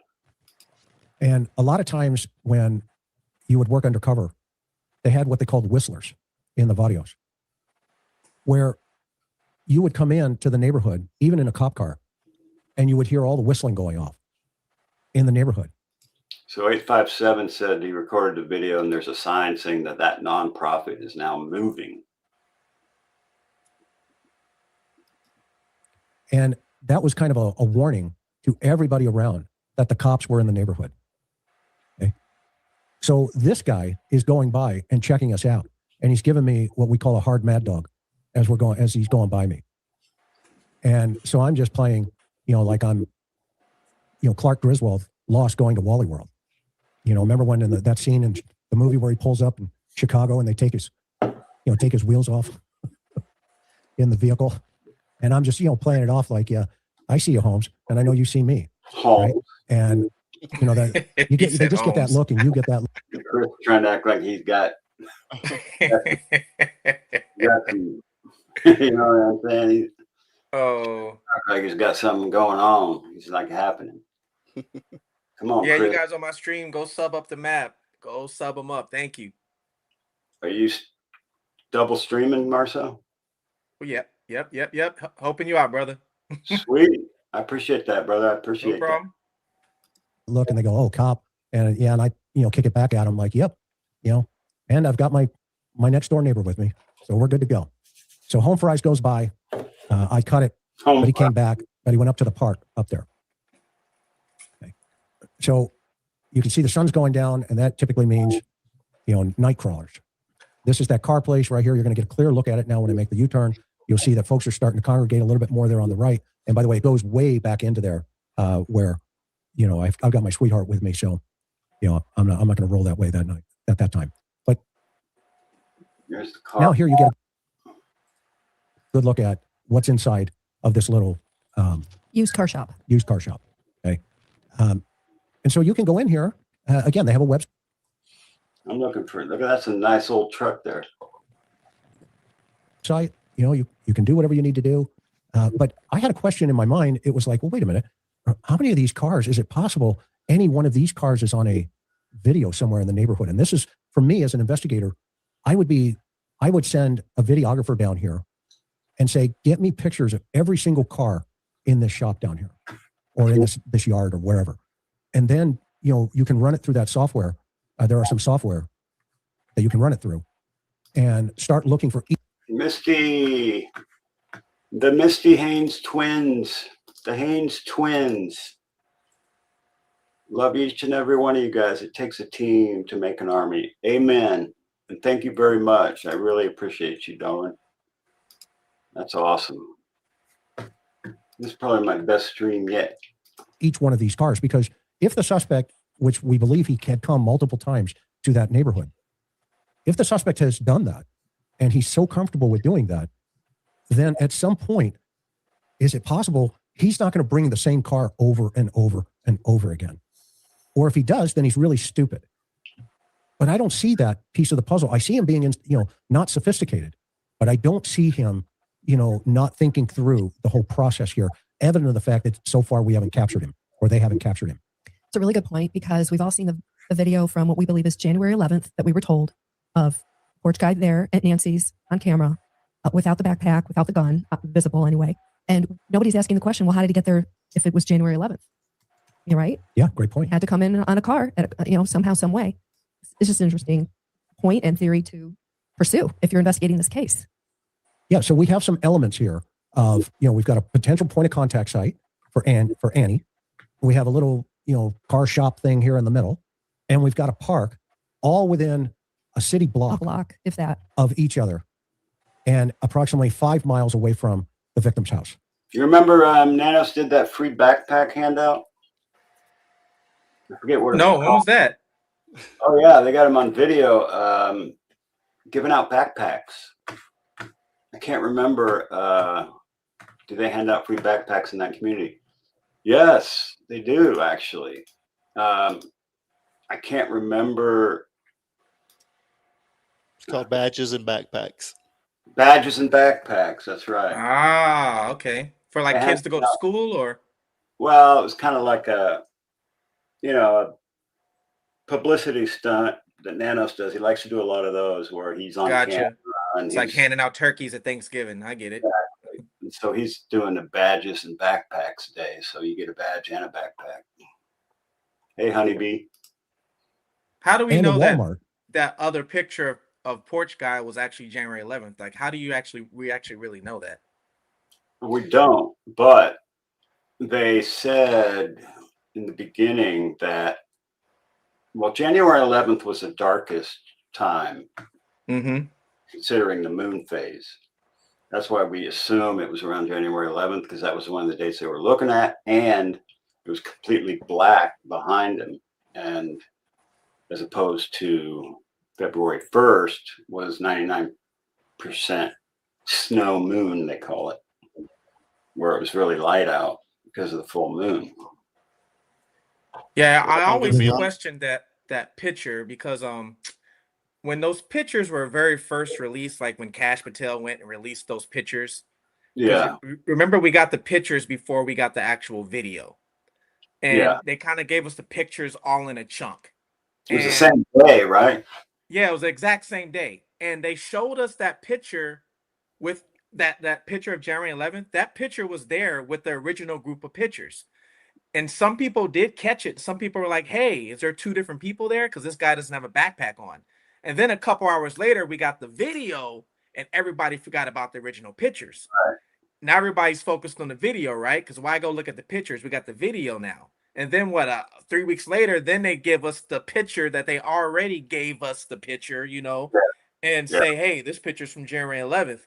One of my sources told me, they said when those pictures were released, they believe that picture of him without the backpack was not supposed to be released at that time. And that's why the video was released right away.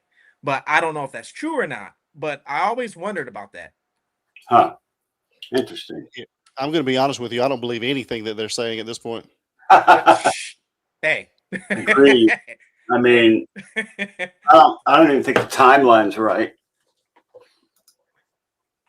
Because they did such a poor job. It almost looks purposeful the way they've screwed it up so bad. I said Yeah, the it took same 3 thing. It Walmarts looks like everything was within- done on purpose. And we get these videos and pictures with no timestamps on top of that. Yeah, all the cameras have timestamps on them, except they took them out of this video because they didn't want us to see them. And they took a big chunk out of that porch video. Yeah, but they know that he was there January 11th. They know, but there's no timestamp on the video. It just didn't make sense. Yeah, right. 2 miles of this city block. So you've got all the potential elements He's really leaning on A&T in this video. and ingredients of everything that could connect together, you could potentially put it together. And so now all they need to start doing is start pounding the streets in this area with Tucson Police Department. It's going to take both agencies and the FBI to get out here and pound the streets. Don't send the FBI though, because these guys will smell FBI and it'll be much more difficult. You need your street crawlers. You need your cops who have the CIs, who have the informants, who have the street smarts, who have the game. You need your gang task force guys, all of those violent crime task force folks. You need to cut them loose. And you need to shake these trees in this park and areas like this so close to that shop.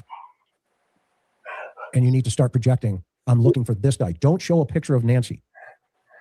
Don't show a picture of Nancy. Show a picture of the bad guy, Porch Guy. Show a picture of the backpack. Have you seen this backpack on anybody out here?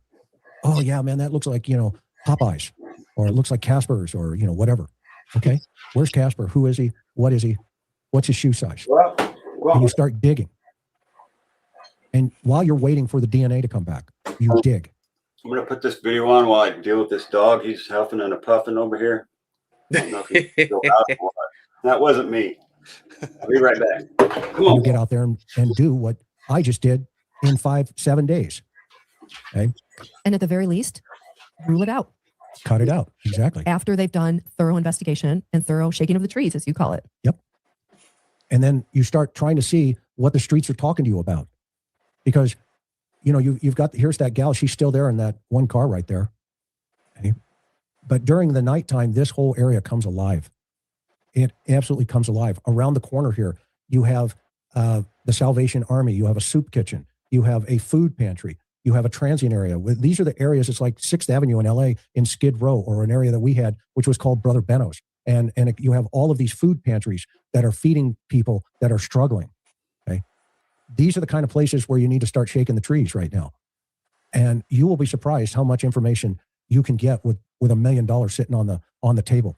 Rather than chasing bodies in Mexico and, you know, people cutting your finger off and wrench attacks and all this other stuff, this is basic police work 101.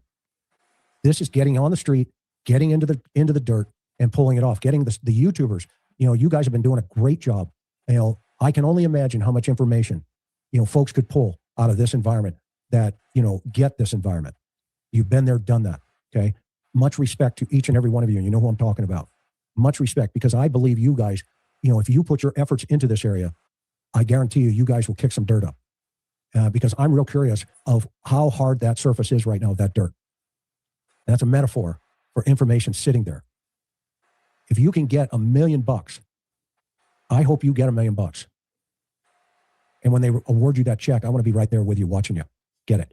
They're not going to Right give to the nobody right that is the million. Salvation Army and a soup kitchen and a soup pantry. Nobody's right on getting this that particular money. corner. So now if we look at this, okay, we are 2.5 miles from the flag on the right. That is Mom's house. We are 5.9 miles to the one on the left. That is AG's house, Annie's house. The blue dot is the park. It is a straight shot from Annie's house to that park. It's a couple of turns and then it's a straight drive. And then the Walmart is within that blue dot within 2 miles. There are 3 Walmarts within that area. That is the kind of area I would hope you would continue to focus into.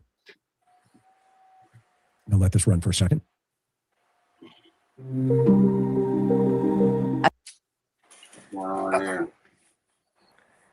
He's talking about shaking the Park is streets and located in the- shaking the trees. Needs to shake. Somebody needs to go in there and shake the law enforcement. That's who needs to be shaken. Is there? Yeah. I mean, all the good cops are out. You know, they left because of this idiot. Or they got reassigned, unfortunately. That too. Yep.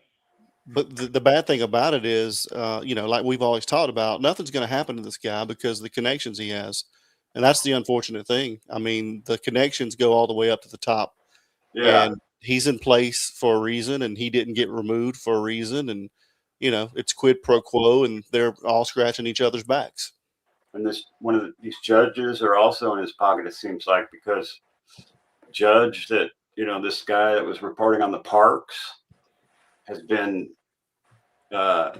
given a notice that he can't report on the parks anymore, and that he has a restraining order and all kinds of crazy shit, all because he was bringing light to the parks department and how there was some corruption going on. And so they just went after him. It's bizarre. Yeah, and if anybody knows the price of freedom, you know, Mab, it's me. And we had a caller call in the other night, and she got real upset because she was talking about, you know, my nephew died for our rights overseas, and she's like, these guys didn't die for my rights. My nephew died. And I said, ma'am, I totally understand, you know, and I can sympathize with you because I don't know if you know kind of what we are, Marcel, but I'm a member of a Gold Star family. I lost a family member in war. And so everything's dedicated to him, and we help give back to military families. But anyway, so I said, ma'am, I can relate to what you're saying. I said, but what you have to understand is if they're dying on a daily basis, our men and women, for our rights, and we don't exercise those rights over here, then what are they doing for us over there? You know, they're Right. dying in vain if we're not exercising those rights. Yeah. And so, you know, we have to continue to push forward with our rights here, because if we don't use them, we're going to lose them. And Right. they're just trying to take a little bit away at a time to see how many they can take away from us. I agree. I have to agree with that. I do too. You let them push a little bit, they're going to start shoving. My niece was in Iraq, and she was in Germany in between, stationed in Germany, and I guess there was a bar fight, and they beat the hell out of her. Mm. And she has, you know, permanent disability from that. I mean, they beat her within an inch of her life. My brother's daughter. So I kind of get where you're coming from with that. Sorry to hear that, man. Yeah, she's still with us, but she's just not the same. Yeah. Yeah. It's a shame. Dunbar Springs / Barrio Nita neighborhood in Tucson, Arizona.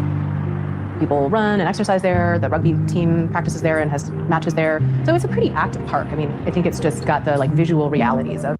There's the visual reality of that park. And by the way, this is Annie's boss speaking. What's going on with the housing crisis right now? Is Porch Guy in this environment? Is my question tonight. I don't think so. Is Porch Guy in this environment? My name is Natalie Brewster-Wynn. I'm not saying he's homeless. I'm talking about criminal element, because that's the kind of guy we want to be looking for. There is no way you leave this environment and show up at Nancy's front door at 2:00 in the morning without knowing why you're going there. Is this the chef or the waiter's environment? I would submit to you, this is the kind of place you will find the waiter. Most people call me Nat, and I am the founder and one of the co-executive directors of Splinter Collective. Our official nonprofit name is the Splinter Art and Community Fund. Splinter Collective is a number of things, but it is a physical space, so it's an art studio, warehouse, and event space. And we primarily work on events and artistic endeavors that amplify marginalized voices and experiences. And we're in an industrial area. It's kind of this little triangle right on the. Yeah, wrong environment, in my opinion, Renee says. I tend to agree with that. I don't think they're picking a crackhead to do that. I don't think he meant this, in my opinion, specifically that they chose someone from that walk of life to do the job. But there's, in the underground world, things go around, you know, and like Marcel said, especially, I totally agree with the prison system. Somebody incarcerated knows something about this. Yeah. I can almost guarantee that. But this is the kind of, I think, world you want to start looking in and just talking to people. That's where I think things should start, is just communicating with the people. Like he said, instead of, you know, the Pima County, number one, they're not doing anything, but you know, they're more worried about arresting people that are actually trying to bring truth and finding the truth. Yeah. Yeah. Most of the information I got to do on this case, to do my videos, all came from pretty much 90% of it's the underworld. Most of the information I got, and a lot of it they told me like days before, you know, stuff will start to come out. So I know that some of them are saying some sort of truth to it. Yeah, I agree. It's a shame that the police force isn't doing more, you know, to. Do they want to do more? That's the question.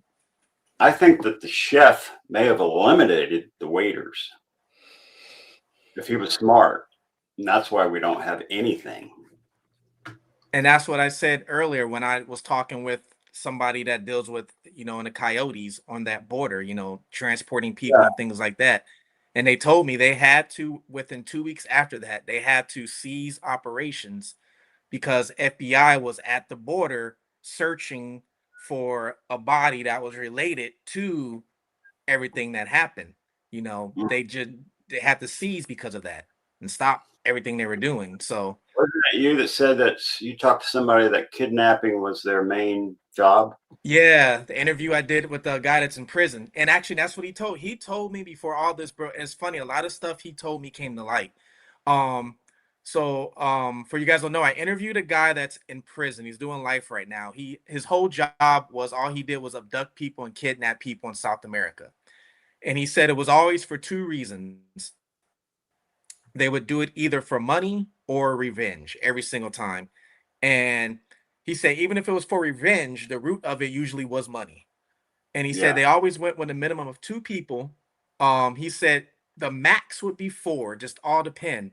But he also said somebody was always pretty much just almost like a dummy victim. Like you would just use them for the job and then you just terminate them when you're done. So if there's three people, the third would probably be, you know, the getaway driver, and you're just going to dump them off somewhere, you know, and that's some of the stuff he told me. Yeah. Wow. Crazy. And Marcel, you know that just a couple of weeks back, we did a piece on, there's a ring of, I think 5 or 7 people that got arrested in Southern California from South America that were using Wi-Fi jammers to break in people's homes. I don't know if you heard that, but I seen that. Yeah, I didn't see that. That just happened. Happened probably about a month ago. Okay. Yeah, I knew they do use the Wi-Fi jammers. They do use that. And they were also using hidden cameras, camouflage cameras, to get the schedule of their targets and looking at their behavior and when they're gone and when they're there and that kind of thing. So they're getting using technology more and more, these criminals. Marcel's channel is Fugitive TV. Go sub them up. Thank you, guys. Thank you. Area and the park very clear. Train tracks and adjacent to Esteban Park. To me, everything is an ecosystem. We can't separate ourselves out from what's happening around us. And now, what's interesting about that statement, an ecosystem that they can't separate themselves out from what's happening around us. Well, they also accept career criminals into their programs that they support. They're a good organization. They're trying to help. But inadvertently, did one of these individuals overhear a conversation that Annie may have ever had about her mom, about her famous sister? Probably. And one of these folks says, hey, wait a minute. And now a plan is put into motion. I wouldn't take it off the plate. We are in the middle of a bunch of different resources. The Caridad Community Kitchen, a bunch of churches that do soup kitchens and food pantries, the Salvation Army. And so you have people gathering where there are some resources available. Esteban Park is very much one of the most impacted parks by the rising levels of houseless folks. Houseless, not homeless. Houseless. That's a new one. Haven't heard that before. So this is a heat map of the crime. Look at the very top, the star. Pistols. That's the area where Nancy lives. All the guns is the area where Annie goes towards her shop. All of that area down on the bottom. A lot of guns in that picture. Is this a contact site? It's something we have to think about. We have to think about this. This is a shooting on February 25th, right after Nancy went missing, at the exact same park we've been talking about tonight. Think about that. So my question is this evening. And the question is, bring this out. Does Porch Guy know? Of course he knows the area. Does he know Nancy Guthrie? Not sold on that. And the Bravo teams were dismantled by nanos. That was a stupid move, and I don't know why he would do that, other than to dissuade criminals from being caught. I mean, I can't think of any other reason. It's crazy. Know this area? Does he know Annie? And where are the Bravo teams, the street teams that Nanos stripped from his department that could be working with the Tucson Bravo teams, meaning the specialized units, to go in and to talk to all the CIs, to talk to all of their contacts and ask them about any connections to this shop in any way, shape, or form. And if so, will it bring leads into bringing Nancy Guthrie home, or at least finding her? At this point, since I have been on the ground now, if I was the case agent, I would seriously take this information very seriously and very carefully. Start structuring interviews and putting people out there and shaking the trees. It's necessary. You cannot ignore it. Might be a little late, but try it anyway. If anybody's still alive out there in the street that knows something. Right. I think the waiters might be that part no longer with us. Cannot ignore it. Karen, thoughts, takeaway? And along with that, I would say local media in Tucson needs to be asking the Pima County Sheriff, why? Well, have you done this? And if you haven't, why not? And continue to press them and ask questions about, have you looked at this park? What are you doing in terms of trying to find the suspect? To really, again, keep it focused and obviously understanding that this is a theory. Of course, nobody knows where exactly Porch Guy is or who he is.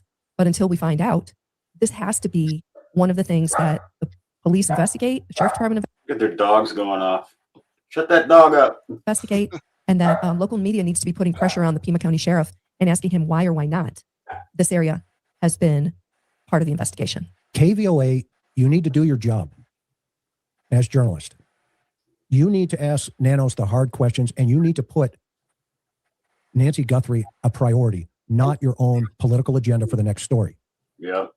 We went by your spot and we saw the banner and everything going there. And we know there are notes in front of Nancy's house telling everybody to deliver the information to your place. We also know you had a heads up that YouTubers were going to be arrested before they were arrested. Shame on you for not doing your job. When I'm back in town, by the way, I will be, but you won't know when, and I ring your doorbell, I'm going to ask you the hard questions on camera. The ones you won't ask the sheriff because of your own political gain. Get him, Chris. You want to play nice because you're local, and Nancy Guthrie in probably a month or two will be old news, i.e. the story doesn't have legs. Well, guess what? We've been there, done that. And you owe it to your community to do the right thing on behalf of Nancy Guthrie, not on behalf of a sheriff who's stonewalling the community, hoping this goes away. So we're going to shift the goalpost and take it to Tucson. Are you going to do the same thing over there? You should be ashamed of yourself as calling yourself journalist.